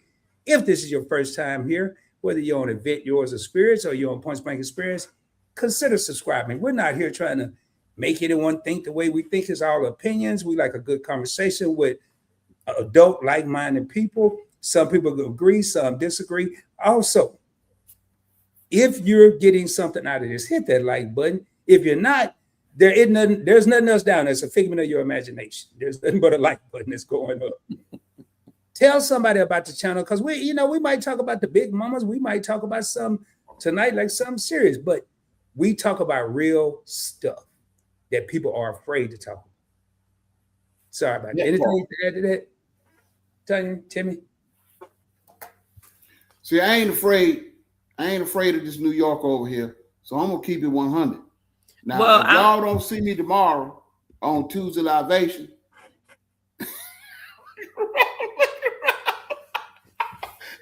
y'all, he's afraid of him, but if y'all don't see him tomorrow, that's okay. Woo. Hey, Timmy, I ain't got time to be in court, man. Talk about I'm a witness. I'm gonna fit that stereotype, man. Brothers like me don't like to go to court, dog. So I need you to go in the chat to see how people answered. What stereotype chat person are they? Yeah. Are they the shit starter? Are they the ghoster? Are they the therapist? What's the ghoster, Tanya? Is that the person? Ghoster is like the person that be in the bushes. I'm the super ghoster because I'm so far in the bushes. I hope you don't do it no more because I'm tired of my phone. The therapist is the person that's always trying to explain stuff to people, in the chat and try to. Is there a category for dumbass initiator? Whoever started this group text? Is it a category for that? No. I hate, and they always come to me like 7:30 in the morning. It's a one person. And I ain't talking about the YouTube family. I'm talking about personal people. Happy birthday, Mary. Man, I ain't up yet. It don't matter. They thought about you first thing in the morning. Guess who doing it? Appreciative. Somebody thought about you. Guess who doing it? Aunt Mary's sister, who about 74, been up since. But she remembered your birthday. You look, and I'm pretty sure that's probably the same one that probably would have gave you some money balled up in her hand for your birthday when she saw you too. You know who I miss though? My father used to call me every birthday. 8:30 every morning. Hey, happy birthday, son. I know you went out and partied last night, and I really don't care. I just wanted to tell you happy birthday before I forget about it. Boy, I'll be so mad. But I would give anything to get that call right now. So let me ask you this. Do you think with the stereotypes that people actually start living the stereotype eventually? Do I think if they hear about it enough? Do I think people will start lifting it? Like do people start living into the labels placed on them in terms of stereotypes? Yeah. People start to believe what they hear. Yeah. I agree with some of that technical, high-powered educational stuff Juan was saying with the brain overtaking this part of the brain and you thinking abruptly and quickly. Yeah, but this ain't abruptly and quickly. If you sometimes become what you consistently see. That's right. If you trash, you become trash. Now, can you get out of that situation? Yes. And Kizzy and Keisha just asking for Freddie and the Nichols was just talking about you were there breaking generational curses. Somebody got to say, I'm not going to be that individual. But do they fall prey to it every day and twice on Sunday? They're one of them Arkansas sayings I used to say in California. Boy, I had them messed up. They like twice on Sunday. Why twice on Sunday? I don't think about it. And I'll be gone. That's an Arkansas thing. So hold on. You got to go down to Whitewater's. I got to talk about this one. Like a white majority college football team may say we need more athletic players. Stereotypically means black. That's true. But I tell you, one of the coldest basketball players in NBA history Last I checked, he wasn't black. That was Larry Bird. Boy, he'll shoot your lights out from the 3-point line. Yeah. And, man, I mean, boy, I'm telling you, well, who I'm looking for? White what? You got your super chat. Go down to where it's green. Oh man, I thought that, man, I thought that was, hold on, I thought these readers was tripping, man. I saw it up there. Hold on.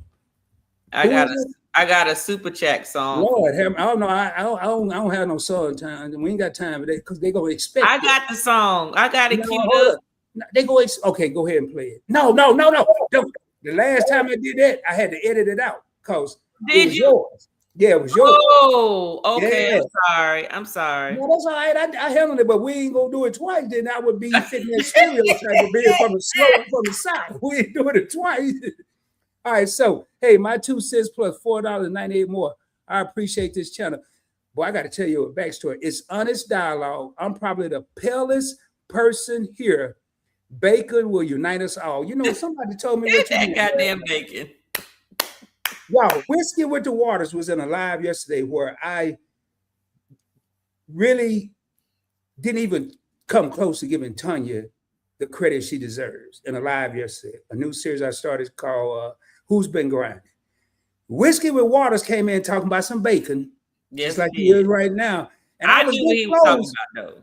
I didn't know, y'all. I thought he was one of the people that was about to start saying some crazy stuff. So I had my eyes on him, and then he shifted gears and said something so philosophical. I can't even remember, something about the garden or something. I ain't looked at the replay yet, but I'm gonna go ahead. Hey, tell you before I get anything, let me go and hit this real quick. Hey, appreciate that, man. Appreciate that. And Baker will unite us all. And let me see what I can do here for you, man. I know I got something for you. I want to take the time to thank you for that $5 super chat. Super chat. That's it. Hey, that's all the music right there, tell you.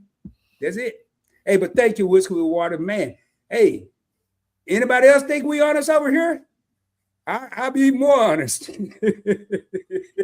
So no, seriously, go ahead, tell you. So do you think stereotypes affect opportunities? And that's my last serious thing about yeah. How many women haven't been given opportunities in executive positions for decades because the stereotype was a woman should be as a secretary and the man should be the COO, the CEO, the CFO, whatever. Yeah, I think people have been, hell yeah.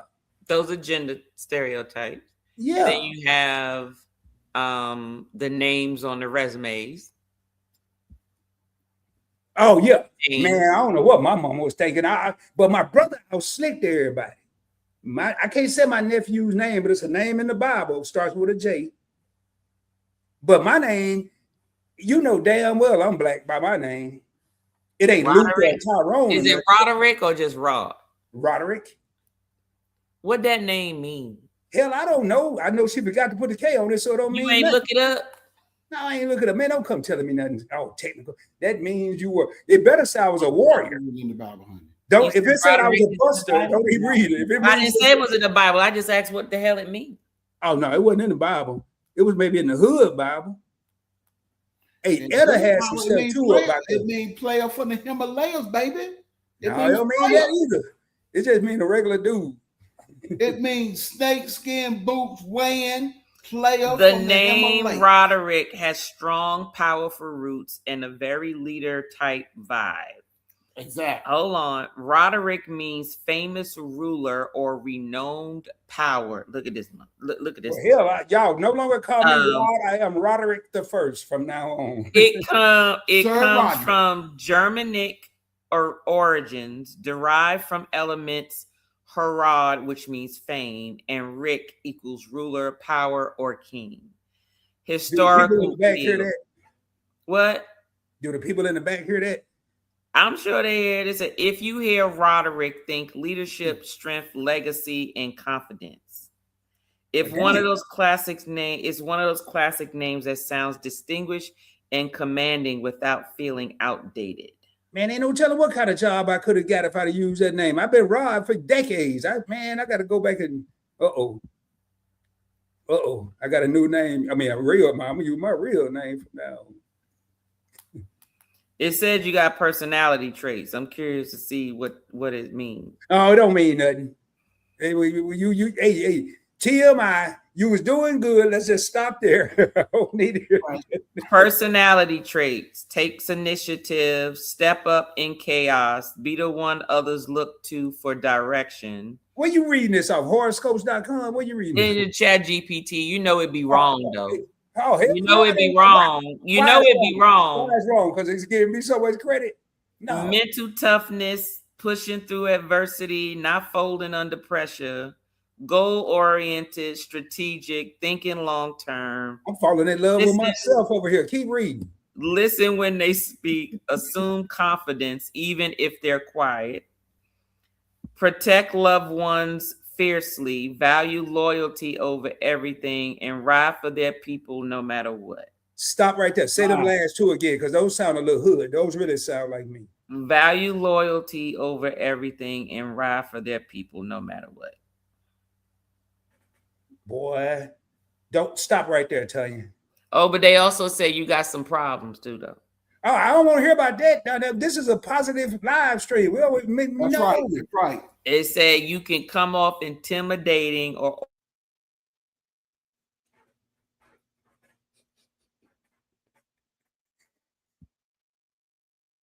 sometimes seen as stubborn or set in their ways. Tell you, I'm sorry. I accidentally hit the mute button. What'd you say? No, you didn't hit no damn. I'm serious. All right. Hey, somebody put a 1 at the bottom of the chat if the mute button came on. somebody put a 1 in the chat if y'all heard. If y'all didn't hear what she said, put a 2.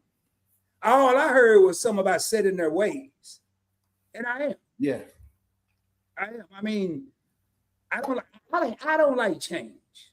I'm so set in my ways. I lived in my house probably 6 years longer than I should have, and paid extra money to do it because I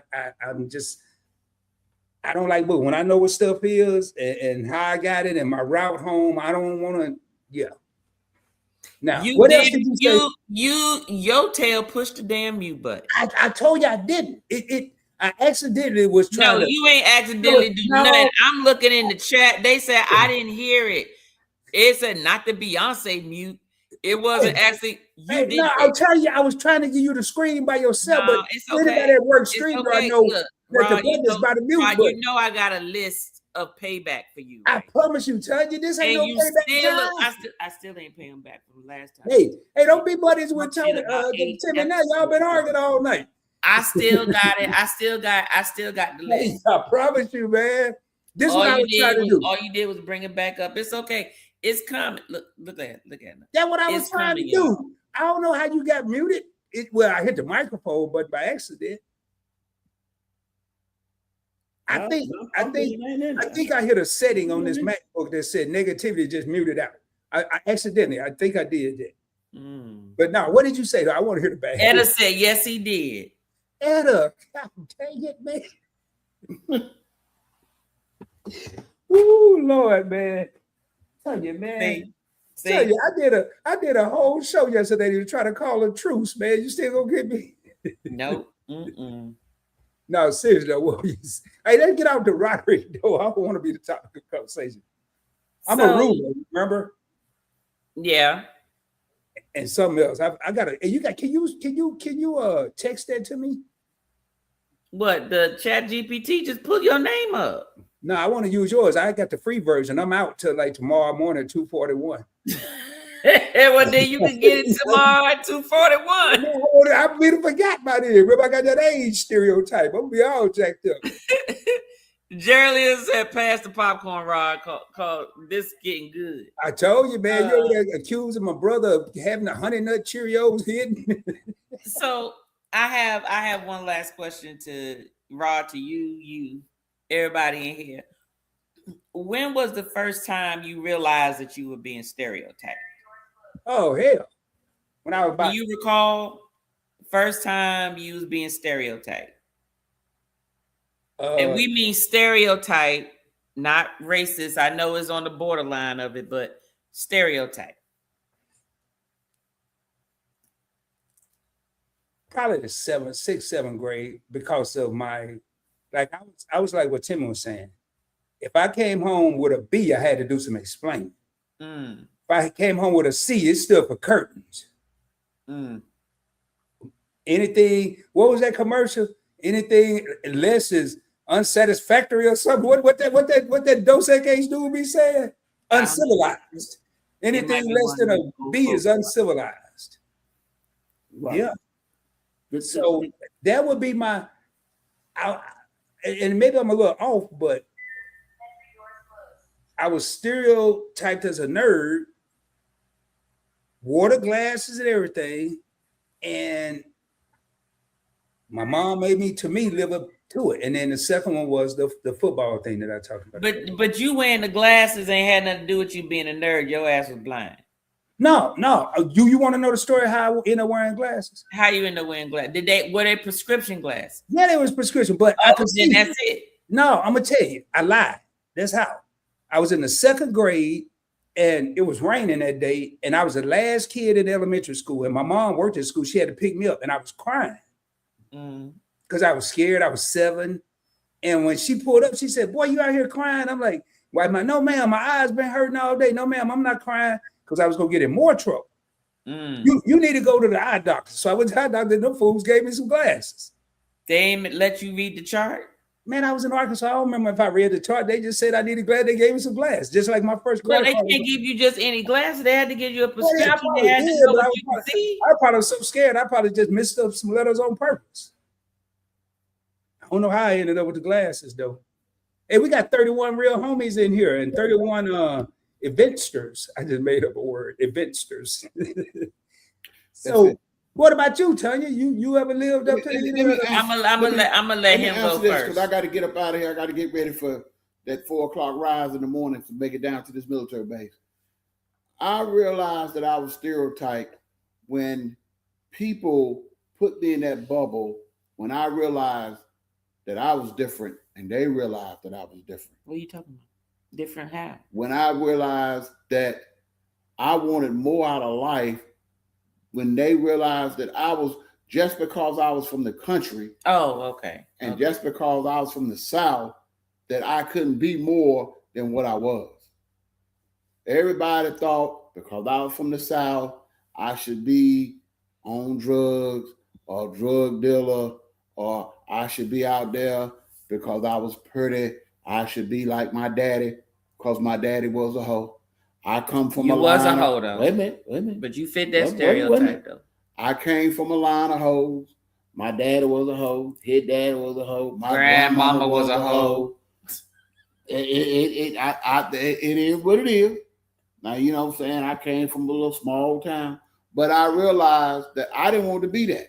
I wanted to be something different. I wanted to be an engineer. I am an engineer. Mm-hmm. I wanted to be smart. I wanted to be a king. I wanted to be special to somebody. I wanted to be a king to somebody. I wanted to live a life of respectable, and that's what I did. And like I said, I broke the mold. Now, where I come from, I go back home now, people look at me, oh, that stuck up bitch. He think he all this, that, and the other.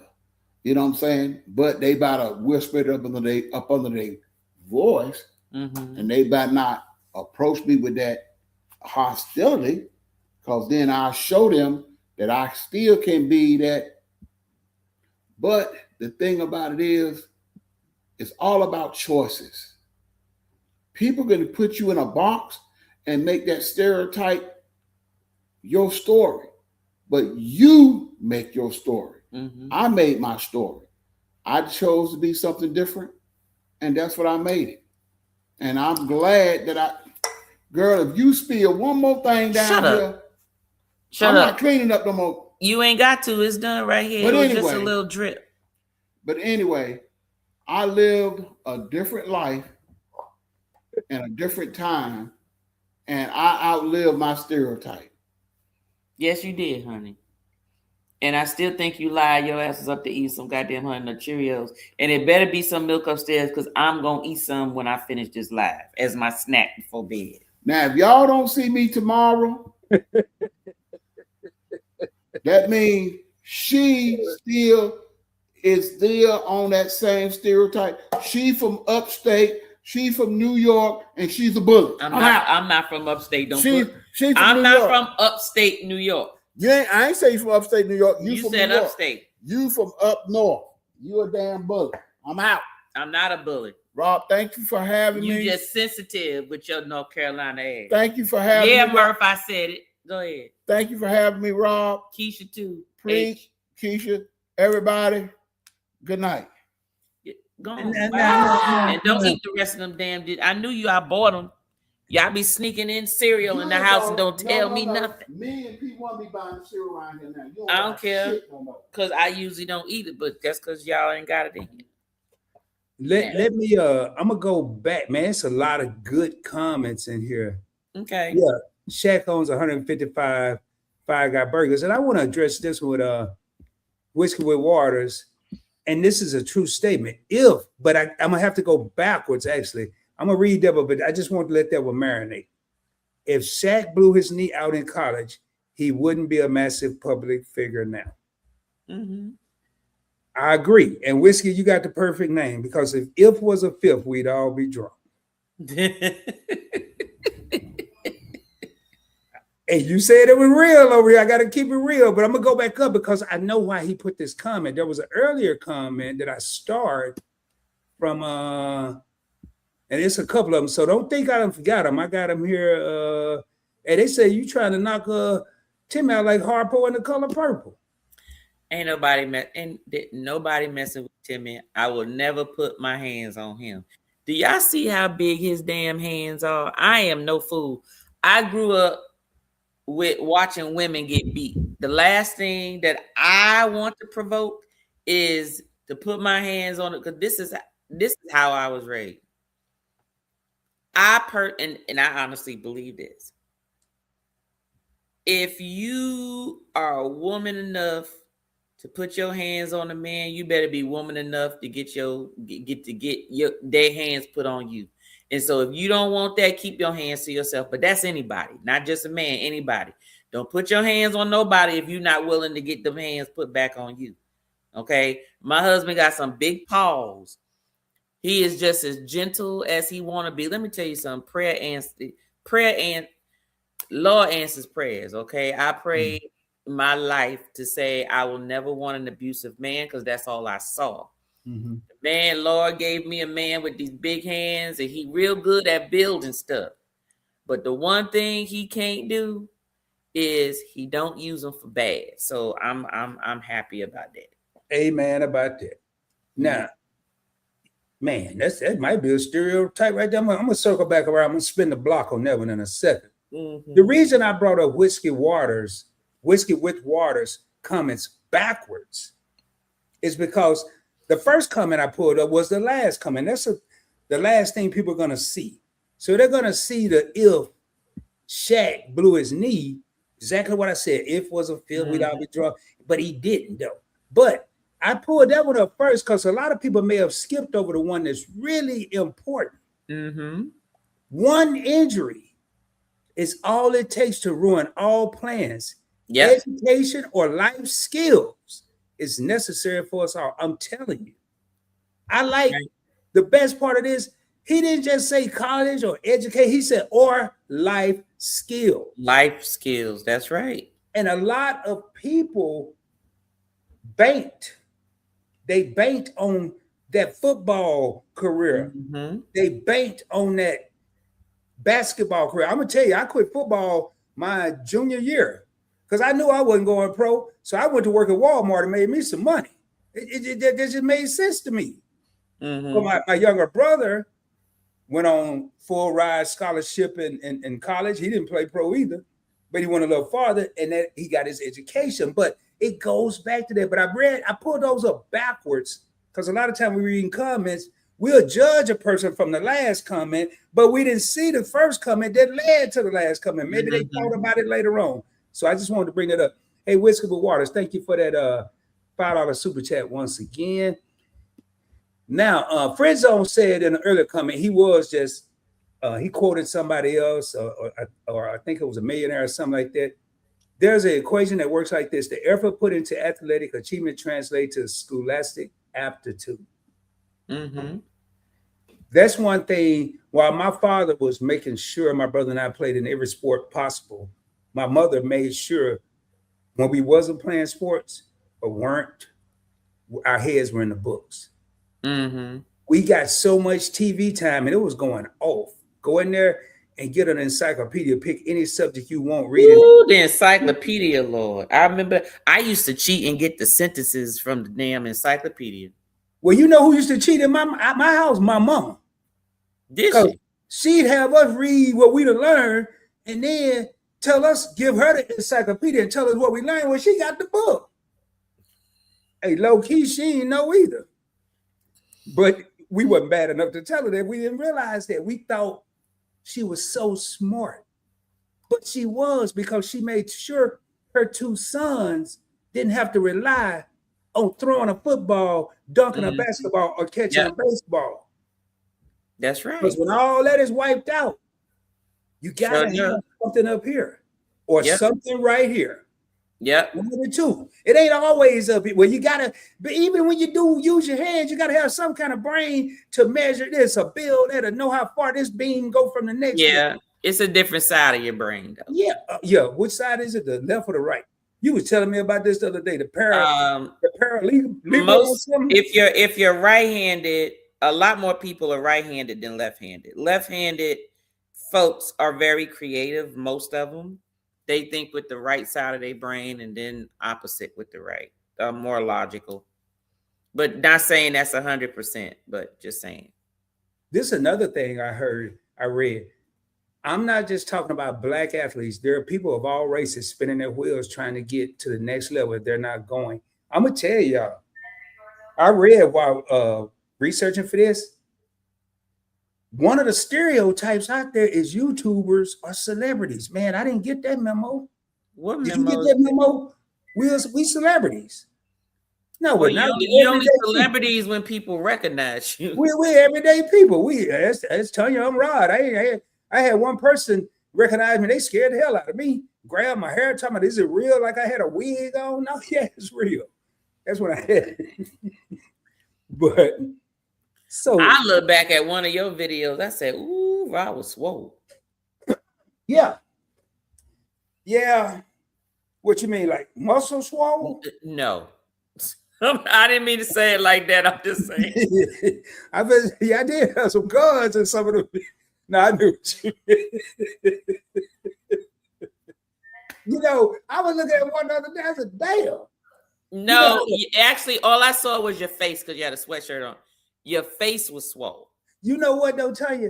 You know how you go to you put too much air in your tire and you got to press that little thing in the middle and it goes. I looked at one of my videos. I said, damn, I need one of them little mechanisms. My jaw, I look like a puff. Right, your jaws was swole. Because what I do with people's channels, especially if I'm watching people's stuff, I tend to go back to see what were they doing before and things like that. So I happened to come across, this was after I saw you falling out the chair. I think everybody should go back and for the first video on Point Blank Experience and watch the evolution.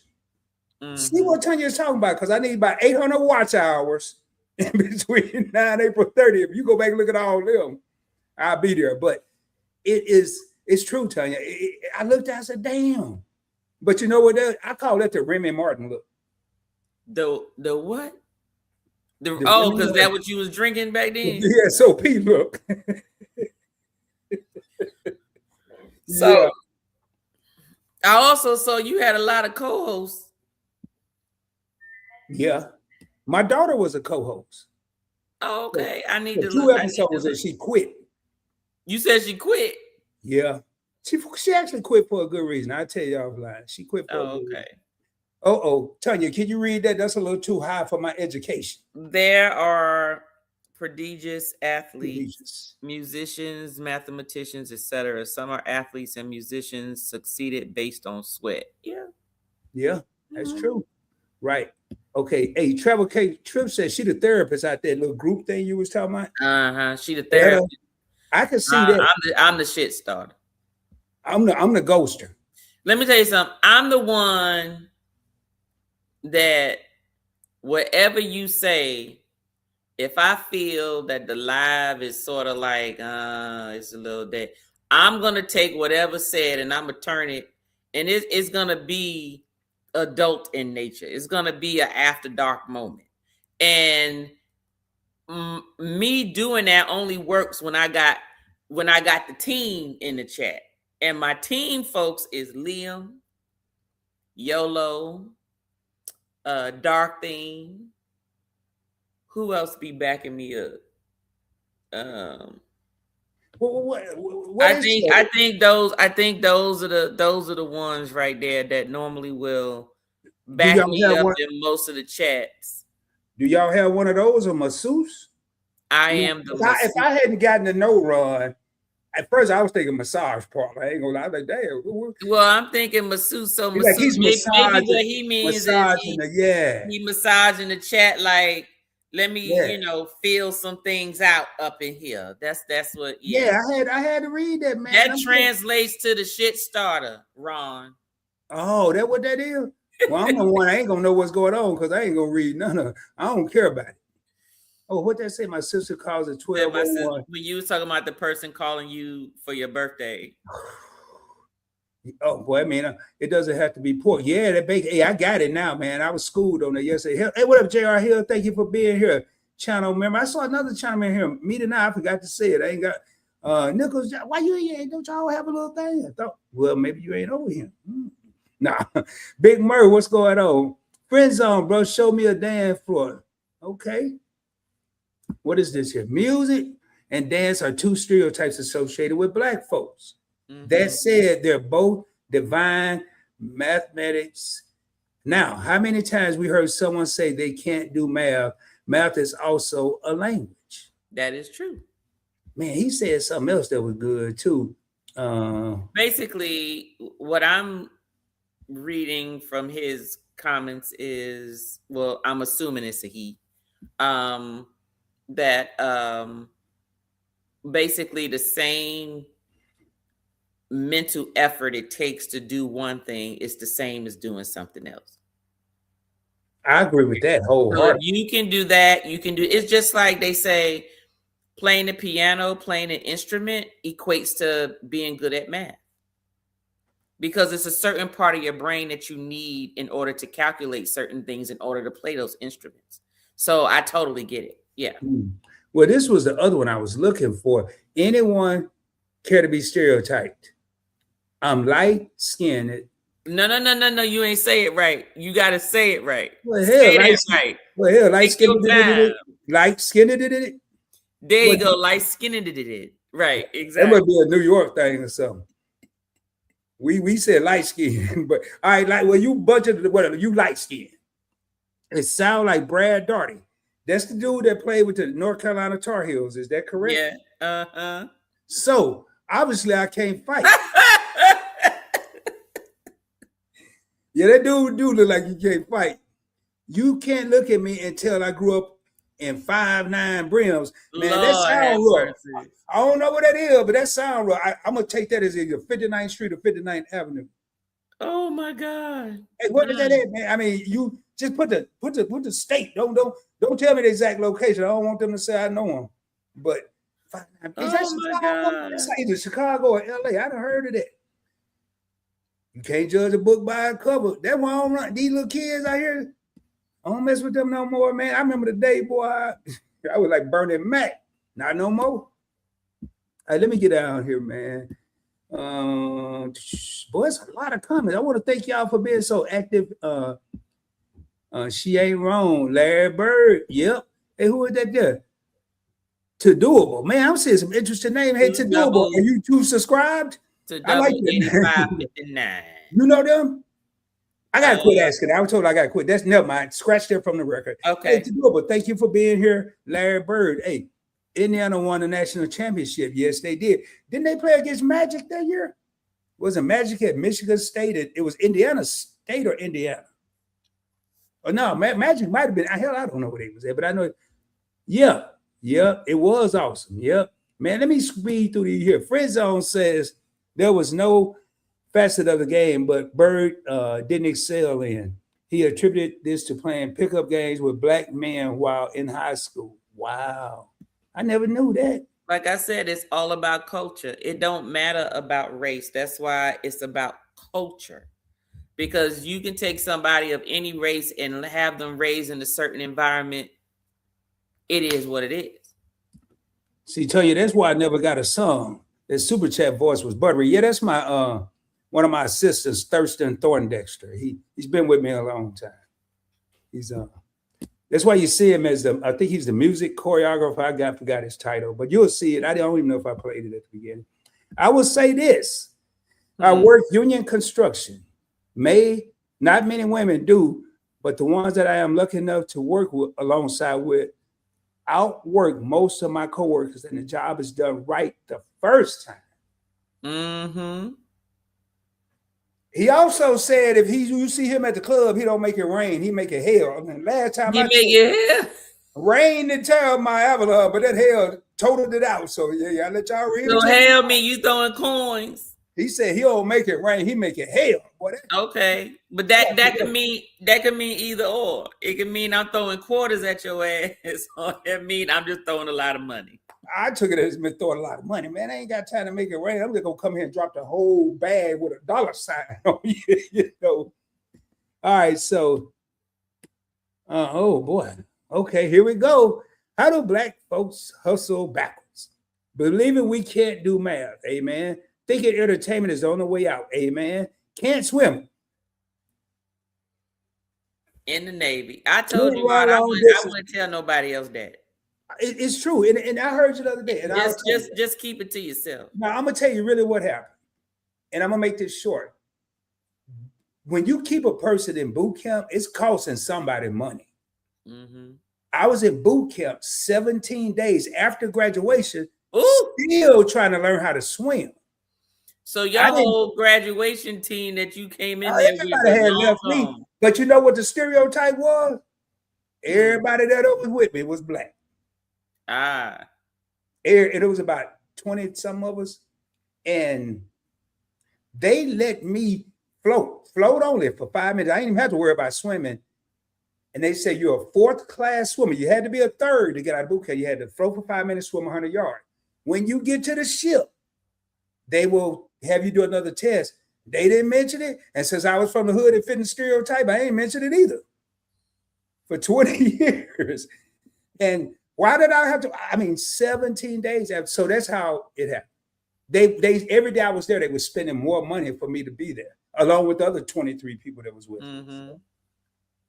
All right, what does one say? Of course, from skin color, gender, name, how you dress, smell, decision being made before they even said hello. Hello. Yep. You know, what do you think about people that, I don't know if they still do it, they come up with these cool names like Watermelon Lena, Mercedes. And what are you talking about? Those are not coming up with good names. I'm joking. I'm being facetious. Yeah, those are just aspired names. But those are names of aspiration. What about the child that got 13 letters in his name? La Shaquille O'Neal. Because they naming that child after aspirations. They got names of, they want to blend the name of the daddy, the grandmama, the mama, and the uncle, and every daggone body. That's why. But then again, it might be what their culture is. It may be, a specific name. Yeah, I got okay. It said fish every name. One. All right, hold up. Not to be honest, I gotta get past that. We ain't bringing that back up. Massa used to. Who is that? Massa? See, I had to catch that. That's Massa. What that first? What that Massa first used to sit around drinking mint julep and conjure up all sorts of BS. We brought into it recently is 1901 American anthropologists. They wrote they were stronger and faster than everyone. Tanya, I'm gonna ask you a question. You ever sailed out of Galveston, Texas? Nope, not yet. Do you? And now this ain't. And if you don't, just say you don't. And Well, does anyone? I'm sure Friend Zone knows because the way he's been bringing stuff up, and he knows a lot here, and maybe Whiskey Waters and a lot of other people. Do you know what Galveston is famous for? No. I'm about to educate you. It's the last American city that told the slaves they were free. Oh, really? Okay. Not you can't. It's not. Don't go to Galveston. Be mad at Galveston, but that's where it took place. Mm-hmm. Yeah. So, I just brought it up. I don't know why I saw the. Was that the port or just the city itself? I don't know where they. I think it was just really the city. Now they may have come in through the port. I don't know, but I know I think it's something down there about that. Like if you go down there, if you go to like maybe a museum or something. Wait, what? Some people had to be very careful of that. Very important. Tina King, how you doing? Thank you for being here. Some people had to be very careful. That's very important. You mean what they say, how they acted? I just want to make sure we address that. Hey, what's up, Jose Cruz? What's good, man? I don't know. I can't call it. How y'all? We all good? She got you, Rod. Look out. No, man. I'm done. I don't got popcorn. But I got my chip. Go ahead. I cannot tell a lie. Oh, Lord. Yeah, don't tell a lie, Etta. I ain't lying either. I accidentally hit the mute button. See, look at this here. You're muted. I can't hear you. See, that's what I'm saying. Tell you I didn't do that. You did that on purpose. It's all right. My program, once you hear anything negative, it just stops all sounds. I didn't hear what you were saying. I didn't know what was happening. I didn't know. Did I say, oh man, I think it's green, black, line, whatever it do. It's all right, because AI about to make a picture of you. Oh, hold up. Nichols, don't be giving her no idea. Tell me, no, I ain't. There's two people trying to put me on some damn OnlyFans, man. Hey, this dude here, he said, hey, man, tone down on the profanity now. I ain't just. I lie. He just said, I lie all day. I don't give a fuck. Boy, only live and direct. This is where we at, y'all. Live and direct. Timmy go, when I was 5. Wow. Parents. Wow. I'm going to skip some of these comments I don't understand. NBA player Jaylen Brown is multi-genius. Most franchise took a pass on him because he was too smart. Brother jump high, dunk hard, run fast, score touchdown, BS. Mm-hmm. Wow. Jerry said when she was in high school, I was discriminated against because I was the only girl in my automotive class and they thought I was a joke. But my dad was a mechanic and I could tear apart a car and put it back together before they knew it was missing. Wow. That's what I'm talking about. I did that in my first year of college. I had to take an elective and I only joined the electrical engineering class because that's where all the boys were. My plan was not to be no electrical engineer, but I was in there like, oh, they cute. I'm gonna do my elective in that class. I passed the class, but I'm just saying. I don't. It's just an elective. Now I'm gonna decide. We're gonna make an executive together decision. What is a stereotypical MAGA? Do we want to touch that or? What is the stereotypical MAGA? Basically someone who wants to reverse time back to what it used to be. Whether that means back to capitalism where humans were property, or back to capitalism where people can have all kinds of businesses of what they want. The reason I say that is because when you change one rule, that rule can basically stand for whatever. So if I say, we're going to bring back a type of capitalism where anything goes, even if it's not said what that anything goes is, it can be whatever that person wants it to be, and it can create other issues. So that's the stereotypical MAGA for me. Well, according to me, that stereotype, that MAGA stereotype, that's generally accurate. They hate Obamacare but love the Affordable Care Act. They're the same exact thing. Yep. And just as he's telling Jerry, that's amazing. My uncle drove a Toyota. Not a Forerunner. Forerunner. Okay, a whole runner. Now I don't know if this is a stereotype or not, but Daddy in jail again. Ryan, you got to. Yeah, that's a stereotype. Mm-hmm. Yeah, you know. Yeah. I tell you one I've heard, man, and I don't know how true it is, because I don't know many. I know some, and I should, because I'm an eighth myself, 1/8, like half of a quarter. But I've heard over the years that Native Americans can't consume a lot of alcohol. Yeah, I don't know no race that consume too much alcohol. I mean, it just depends on how much you're drinking and what your tolerance is. But I've heard 1/8. Did you just say 1/8? Yeah, I'm a Cherokee. I guess we all are then.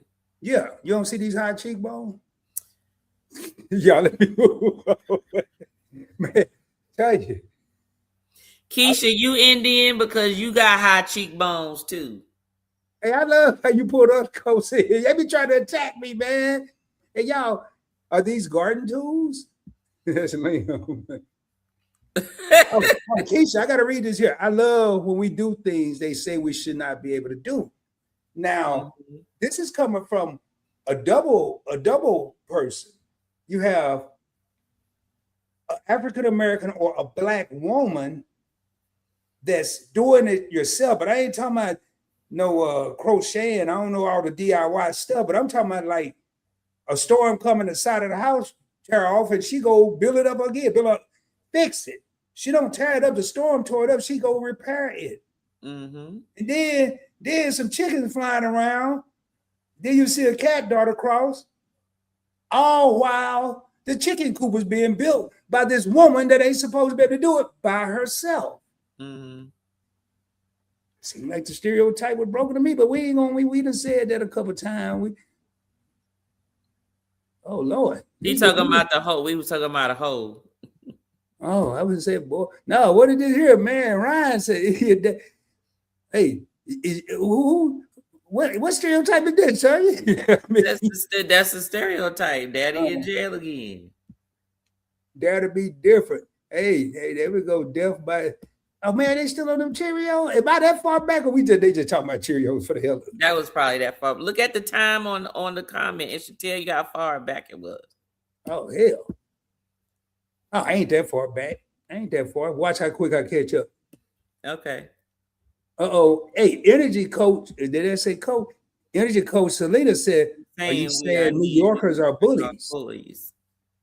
You know what? That's what my husband always talk about. I'm a bully. I am not a bully. I never try to make anybody do anything that they don't want to do. I can control myself. That is it. I love that. If I was in one field, there's been a lot of great athletes that suffer major injuries in high school and college. You can't teach people how to be 7 foot tall. That is true. Mm-hmm. Yeah, that happened in my hometown. And one of the best guys ever come through my hometown actually ended up in the state penitentiary. Good night, Kathy. Hey, Kathy, good night. I ain't made it there yet, but good night. Hey, y'all, if I skip some of your comments, it's because for the sake of time. Yeah, that's right. Encyclopedias were the original Google. That's right. Sure was.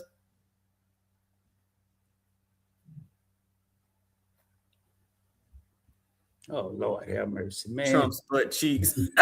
Hey, man. Okay, let me get to one where y'all off the chain up in here, man. Let me hold up, man. Let me get rid of it. I ain't gonna even kick you out of here. I need this watch time, so you can stay on up in here. But I'm too late. I think I got rid of you.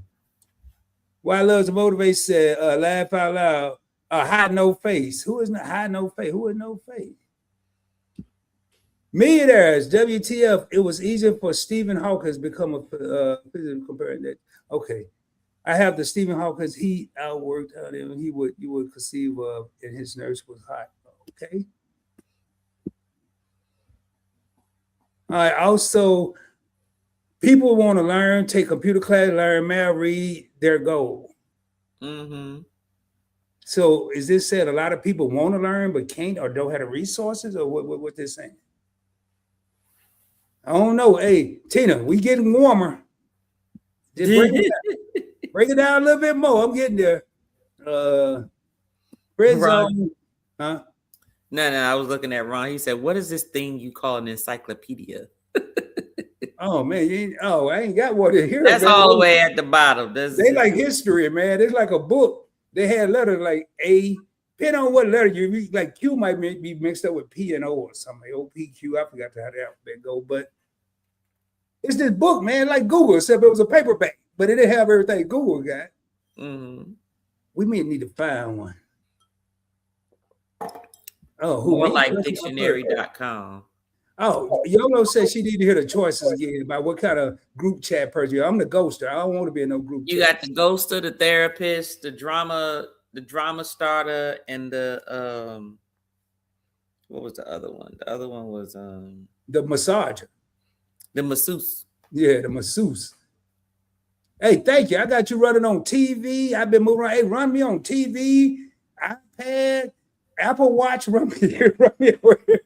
If you got an old school black and white TV with some rabbit ear, run me on that too, man. You don't need no cable. I'll use under the extra. Okay. Yeah, them Red Cup days was wild, boy. Woo. Welcome to Man Why Loves to Motivate. You can't. What's up, Why Loves? You can't. That's the whole thing right there. You can't judge a book by its cover. That is true. Okay. In Ahmad Rashad's autobiography, he noted that most of the second string linemen of his era were working on PhDs. 5'9". I knew it. 5'9". 5'9". Hey, that's is that over there by Fairmart? Hey man, I ain't never been there. I just heard it on TV. Is that over there by Fairmart though? Of Euclid? Oh, see, now we got a whole Why Loves from LA. Boy, this here is crazy. One mic. Why am I? You heard that echo? What do you mean? What you mean? No, she put No, I heard an echo. I ain't talking about the dango coming. Oh. It just happened to be, man. Maybe you got something on. You got a duplicate thing on? I ain't got nothing on, man. Oh, I got some stereotype examples that I forgot about here. But I ain't got nothing on. I got all YouTube apps off. Ain't nothing up here talking. Matter of fact, let me close this. Okay. Yeah, man, some kind of way excuse me. Right, us women try and do it right the first time. Yep, Indiana. Okay, that's some more basketball. Hey, Fresh, I'm gonna get through some of these comments. I'm a star, man. I'm gonna come back to the basketballs. All right. Energy coach Selena said, my husband is a Cancer on the go. Oh, okay. You talking to Yolo. Don't get on. I can't swim either, but all my kids can. I know how to survive. I can swim. I'm just an underwater swimmer. In other words, I can't swim and breathe at the same time. I put it that way. So with all that being said, you can't swim. I'm gonna get from one place to the next. I'm just saying it may take me a while to get there. And I can't wade in the water, tread water, but I can damn sure doggy paddle. Hey, LaCassia said she thought it was all of Texas, but that's why. Hey, somebody Google that for me. What about that Galveston and last place to hear about the slaves being free? I'm pretty sure it's Galveston.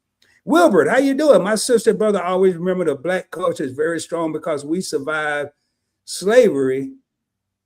I'm scared to read. The only thing about us Black people, we don't stick together, but we know how to survive. Oh. Well, I got a question, Wilbert. If we did stick together, would we have to spend so much time surviving? That part. If we stuck together, would we have to have this great, phenomenal survival skill? Or go ahead, Tanya. Go ahead. Let me tell you why I think that the problem is why you got the crab in the barrel syndrome. Is because if you have people who have nothing, they're always trying to be something. And so if everybody is being something, then you're still nothing because everyone else is the same as you. So you're always going to have a person who's just trying to be better than everybody else. So that's when you get the sellouts and all of that stuff, because they got to be one up on you. So coming together requires being vulnerable, being transparent, and being open, no gatekeeping. But that doesn't happen. People always want to be able to have one up more than someone else. So that's the reason why you can't come together, because most of the people that they want to come together never had anything. So when they get a taste of it, they don't know how to act. That's just how I look at it. No accountability. That's a good one. You know, one of the things that I talked about earlier, a stereotype that I think is true, is I think some what they call the hood. It doesn't have to be a black hood. It could be a Hispanic hood. It could be an Asian hood. It could Right. be an Asian hood. Hood is a hood. It don't matter. Yeah. So no accountability. And that's right, because when I see all this trash, I wonder, ain't nobody gonna say nothing about this? They ain't gonna listen to me because I don't live there. I probably get beat up or shot because I don't live there. That's the perception. I ain't gonna go see if it's true. But that's accountability. Is there any accountability in some of these stereotypes? Well, I think the accountability, I don't know if Yellow meant this in that realm, but I think she was talking about, you know, why folks can't stick together, you know, and all that type of stuff. Because in order to stick together and do stuff, you get held accountable. Like, for instance, let's say you do your channel, I'm doing my channel, right? And we doing it separately.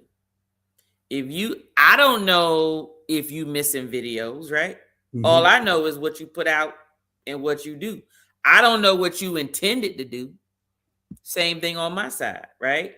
But if we talk to each other and you was like, yeah, I'm supposed to put out a video every Tuesday, Thursday, and Saturday, and then I go live on Monday and Tuesday, and you know, I may put out some updated investment stuff, you know, twice a month, and the date vary.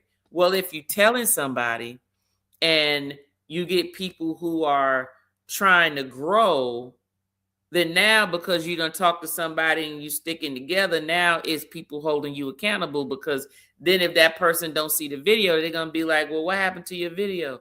Oh man, I was tired. I didn't. No, you need to put out that video. So now you need to put out two. You understand what I'm saying? Because if people don't put in effort, then they don't have to worry about being accountable. No one can hold them to what they said they're gonna do. So they don't do it. Gotcha.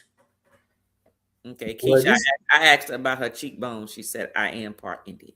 Yeah, you were trying to clown on me.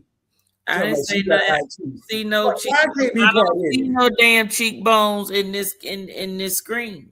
Well, let me pull out one of these pictures from with my cowboy boots on. Okay, you know how long ago that was. Now I got some more pictures. I got a whole album down here. Hold up, I gotta go back. This intrigued me. Jessie Combs, and I was trying to look it up on my phone, was one of the baddest custom car builders I've ever seen. Female. I think she died because trying too hard to prove she belonged.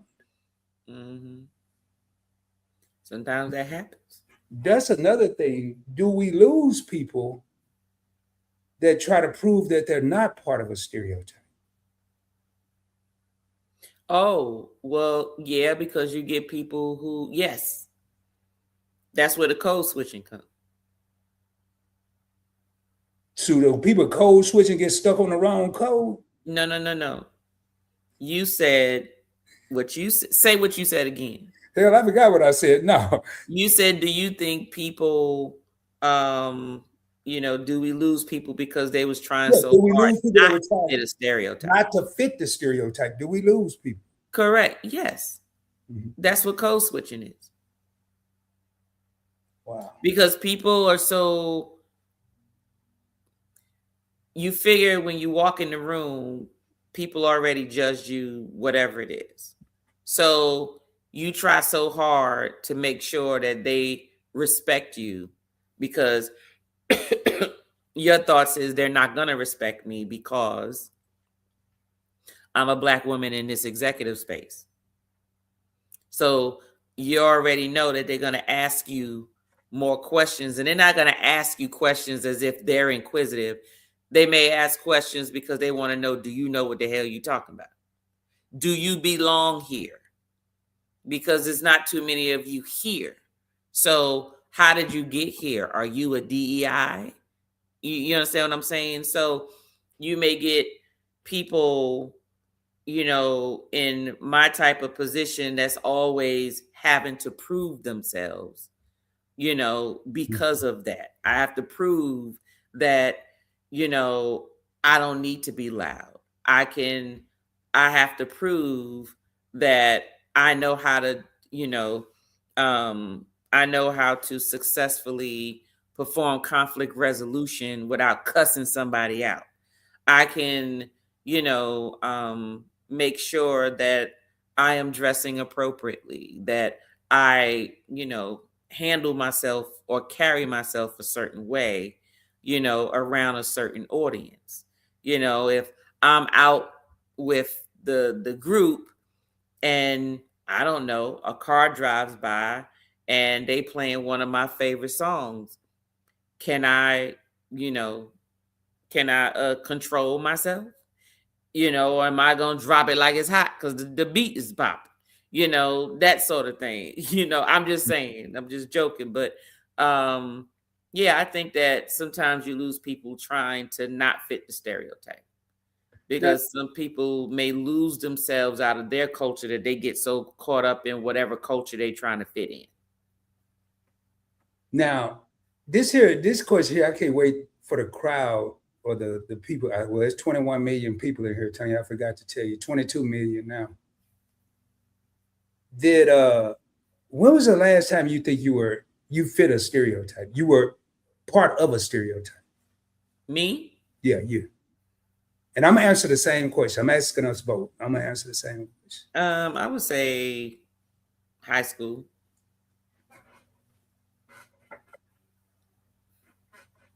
Okay. For me, I'm gonna say last week. And for you, I'm gonna say probably 2 days ago. Me? Really? What'd I do? When you think of a person that knows spirits or various different alcohols, what are they typically supposed to be or thought to be? Oh, alcoholic or something. Sometimes alcoholic, maybe a male, maybe not a black female that know with the extent amount of knowledge you have. That's not supposed to be. Well, right. 2 days ago, I did an investment video, talked about everything I wanted to. See, no, that wasn't the question you asked. You said, tell me a time when the last time that you were a stereotype. Well, damn, Tanya, you have to always be all technical and shit. No, because that's why I gave you the answer that I did. You didn't say weren't, or you didn't fit. Oh, you know what I meant. Well, maybe you did. I did not. Well, do you agree? Whatever I meant. I would agree. Yes, I don't think that people expect. I get looks if I talk to someone. If I talk to someone and we're talking about spirits, especially if I'm in a room with men or at a bar and they're talking about the drinks and I'm very particular about, well, do you have this and have this? And they looking like, what do you know about this? What do you mean? What do you know about that? And I can keep a conversation with them when they start rattling off mash bills and all this type of stuff. They're like, what do you know? What are you doing drinking scotch? I drink scotch. I drink bourbon. It's almost like you're supposed to be drinking lemon drops. You're supposed to be drinking cosmopolitans. You're supposed to be drinking, rum and cokes and stuff like that, or something fruity. We go places, we order a drink, they come back with the drinks. They always trying to give me TJ drink and TJ giving them my drink. And I'm like, no, give me my rock glass and give him the big glass that's pink with the damn umbrella in it, because that's what hubby's drinking. But I'm drinking the rock glass. And I can honestly say, going back to Kizzy and Keisha from the Nichols Journey and Just Asking for Friends, Generational Curses, I'd say we both broke 2 stereotypes. And I'm not talking about. Now I'm not talking about Event Yours. I'm talking about Tanya. Oh, you told a story in that live stream that I ain't gonna get back into it, but you have excelled.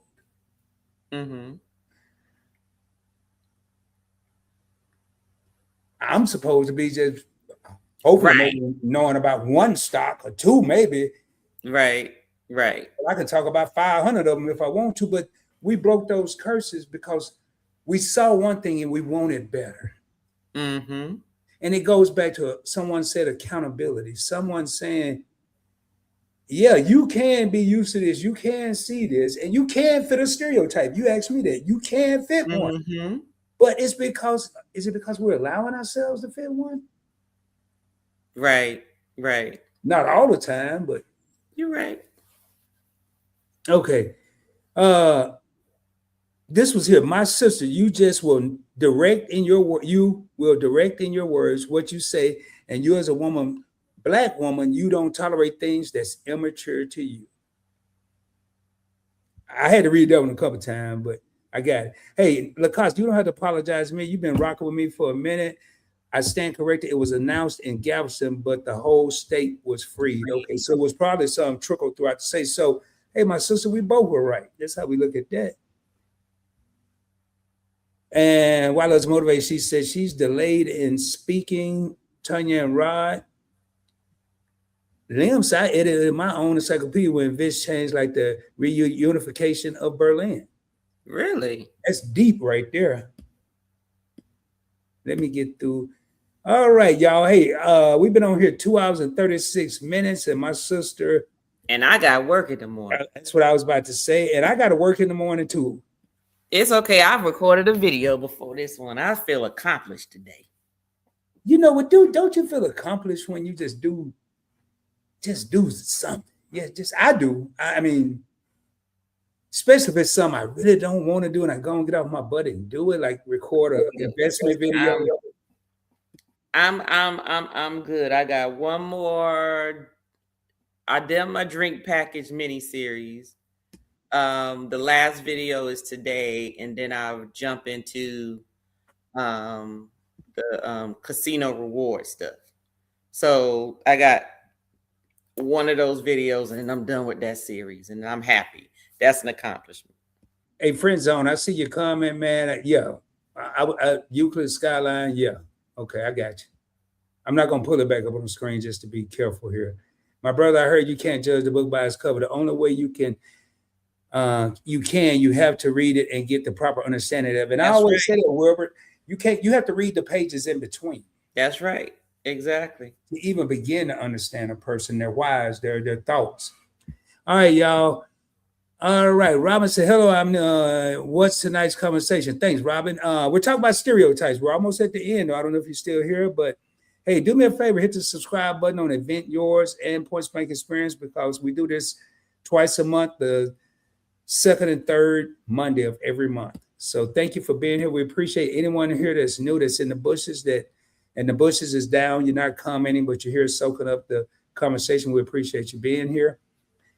My brother, if we start together as Black people, we will be strong. And that's why they scared of a color, because Black is beautiful. Okay. I'm going to bed. It's after 11. Yeah, we about to end this here. Yolo is saying good night to everyone. We want to thank everyone for rocking with us. We really appreciate it. Definitely. Thank you. All the comments, man. It's been a minute since we've had these comments, and this is our first Monday we've been together in April. So next Monday we will be back, both channels, with the topic has already been put out. I'm telling you, while we got 17 people here, what was that topic? Because you gave people a task to watch a video, I believe. Oh, talk about going to my channel and watch the drink package videos. Hey, Tanya, you here, I'm gonna do this here. I'm gonna put your screensaver up and look, because it's kind of frozen. Oh, okay. Now you good. Now you good. Oh, okay, I'm sorry. Yeah. No, I was saying that my drink package videos. So I got some drink package videos for folks thinking about, what the different drink packages are, what the difference between them are, which ones is best for you. And then the last one is actually going to be posted actually after I get off of here. And it's basically about how to get drinks on board cruises without buying the drink package. Gotcha. Right. Gotcha. Friend Zone said, y'all all right with me, groovy people, Lou Rawls style. Hey, Friend Zone, hopefully we Ooh, he bought Lou Rawls. You never find like mine. I can't. That's all I know. So my grandmama loved that man. I couldn't stand that dude, man. He was a good person. I was young. I mean, I was very young when he was, in his prime. Okay, I like this. Wilbur said, my sister and brother. What I mean by that is I'm a black man and I'm a music teacher in Hollywood. We are a strong culture, but we just can't stick together and help each other. Yep. Mm-hmm. And I'm going to ask the lifelong, probably the forever long question. Why or why not? I already told you, because folks too worried about other folks surpassing them. I ain't never worried about the Joneses because I am the Joneses. My last name is not Jones. Look, I say it like I said it before. I can tell you, I can give you a recipe. We could stand side by side and cook the same thing, and it's not gonna taste. Yours is not gonna taste like mine, and mine is not gonna taste like yours. Well, Wilbert, I want to tell you, Event Yours and I, we try to have topics that can make people laugh, and sometimes we get super serious like this one. I have 3 YouTube channels, and they weren't aimed at a particular group of people. They're aimed at anyone that want to learn. And I'll be honest, I was hoping I reach some of the minorities and some of the quote unquote majorities that had been privileged enough to receive this information. I have one channel, Points Blank Travel, that talks about your credit, how to increase your credit score. I'm not trying to be, have I ever worn ties and suit? Yes, now, no. I have an investment channel to show everyone how you can take small amounts of money, investing with Rod, and invest for your financial future. I have a simple little thing, sometimes it's at the end of videos. We as a people need to take a financial pivot. And then I have Points Blank Experience, where initially this was brought as a variety channel. Now I look at it as more of a talk show channel where I'm showcasing excellence, not just Black excellence, all excellence. And I'm looking for people that have talent that sometimes may get overlooked. So I appreciate what you're saying. And I'm doing my part, but I'm one person. Last time I think I looked the other day was 300 or 243 million people in America. 1, 2, however many people we got in here, it takes way more than this. They say reach one, teach one. Nah, that's why I got on YouTube. I'm trying to teach and reach as many as I can. And that's just a little note from ROD from PVE. But hey, I appreciate that comment, man. It really means a lot. Why Loves to Motivate say I'm a hood teacher. So whatever students people think a teacher should be, act, I'm different. So whatever students or people think a teacher should be or act, I'm different. Professional when required, but hood through and through. Professional when required, but hood through and through. I've seen work Tanya and she code switch. Code switching, according to Crew, is a double-edged sword. It causes sometimes you to end up alienating your own community. I've had my own family make fun of me for speaking in a white accent for my corporate job. See, hold on, and I think we about to double right there. This one. I hate when people do that. What part? White accent? My daughter, was raised to speak properly. Okay? That's what I was going to say. I don't speak perfect English. I was taught while I was being raised, but the bulk of my younger years, it wasn't like I grew up, speaking proper grammar, proper English, or whatever. My daughter, yes, she does. And my aunts and my mama and all of them say, "Oh, you speak like a white girl." I'm like, "What does that?" I said, and you know what I always say? I said, "Well, what a Black person sound like?" And then they look at me and get offended. It's like, well, you said so. So if the way she's speaking is white, then what does that mean for the other side? So you saying that all Black folks sound ignorant? Is that what you're saying? You know, and then they would just get upset, and I'd be like, don't say that. Don't do that. Just say you're very well spoken. Period. Point blank. It don't matter. And I think this person, if I'm not mistaken, this person is Asian. So I was going to hit it. Tanya beat me to the punch.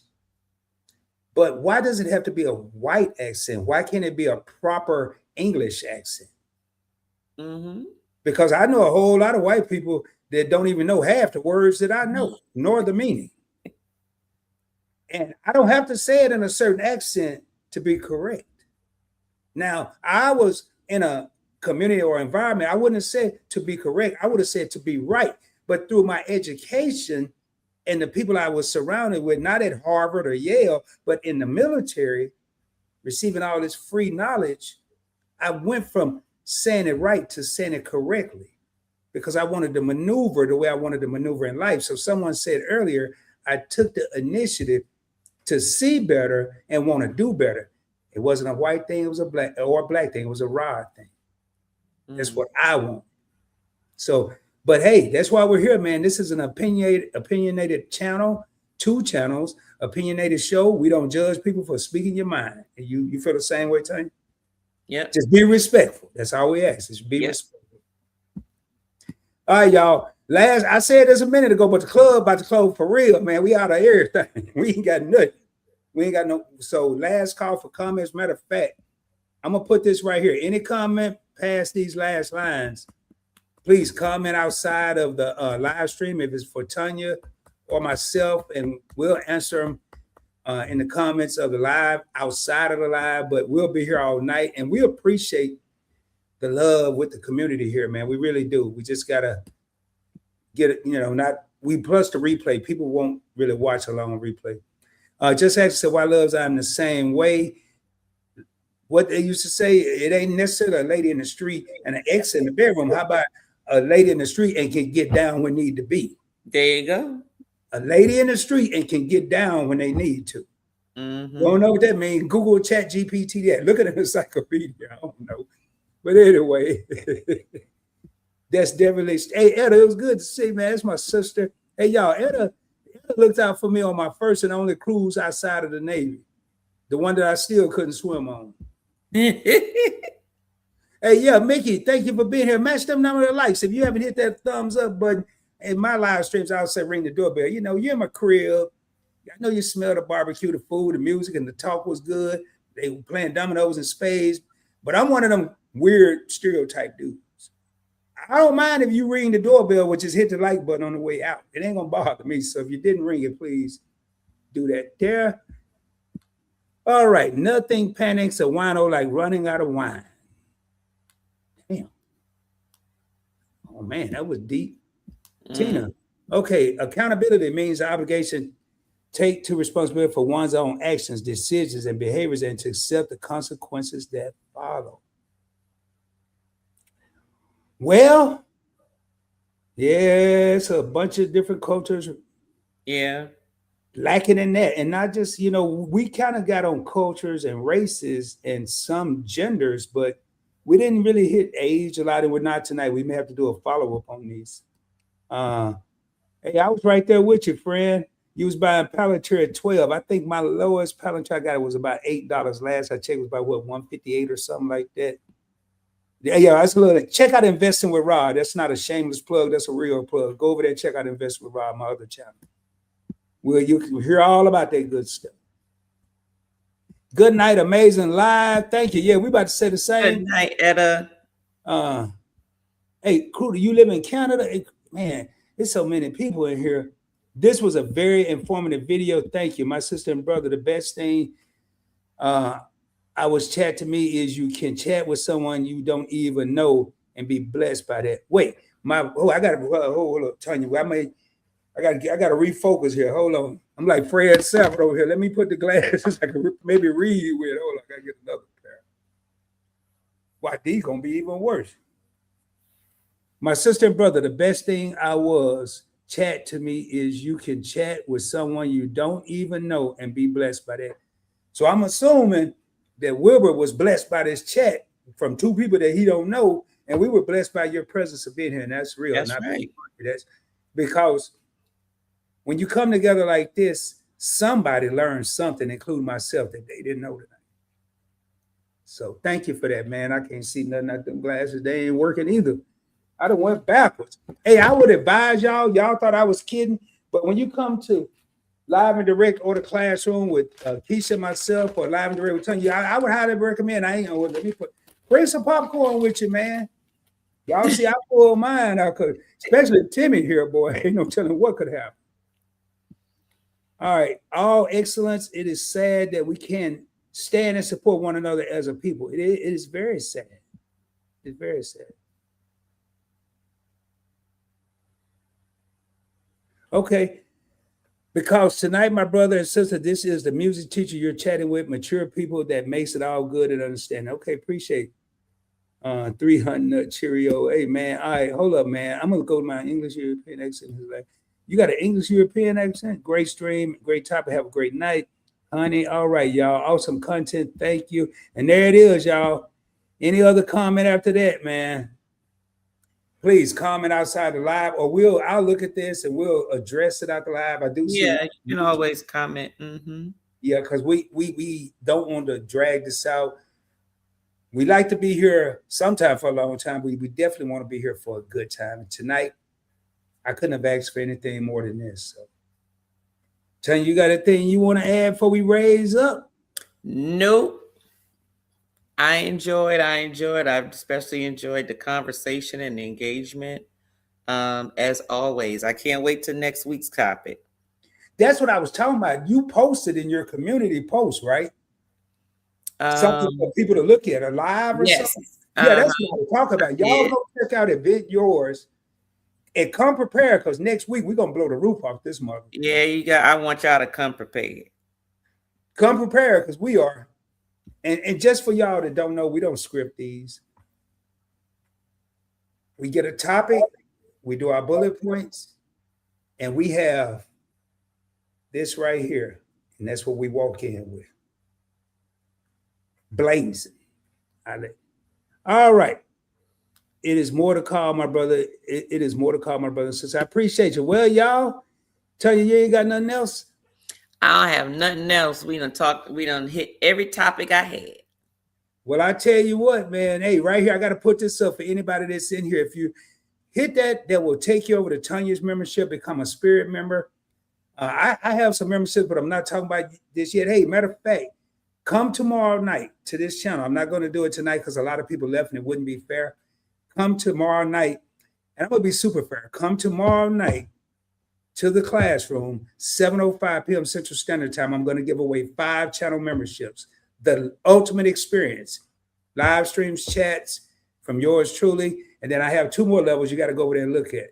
If you're not a content creator, it probably won't benefit you. Also, next Monday, Live and Direct, I'll be giving away 5 more memberships. That's a total of 10 memberships. So, it's free to be here, free 99. And I'm going to give you the 99 cent back. The only thing I ask for in return is you hit that subscribe button on both Event Yours and Points Blank Experience. And I'm going to go ahead and put this stuff up so we can get out of here. And Tanya, it's been a pleasure.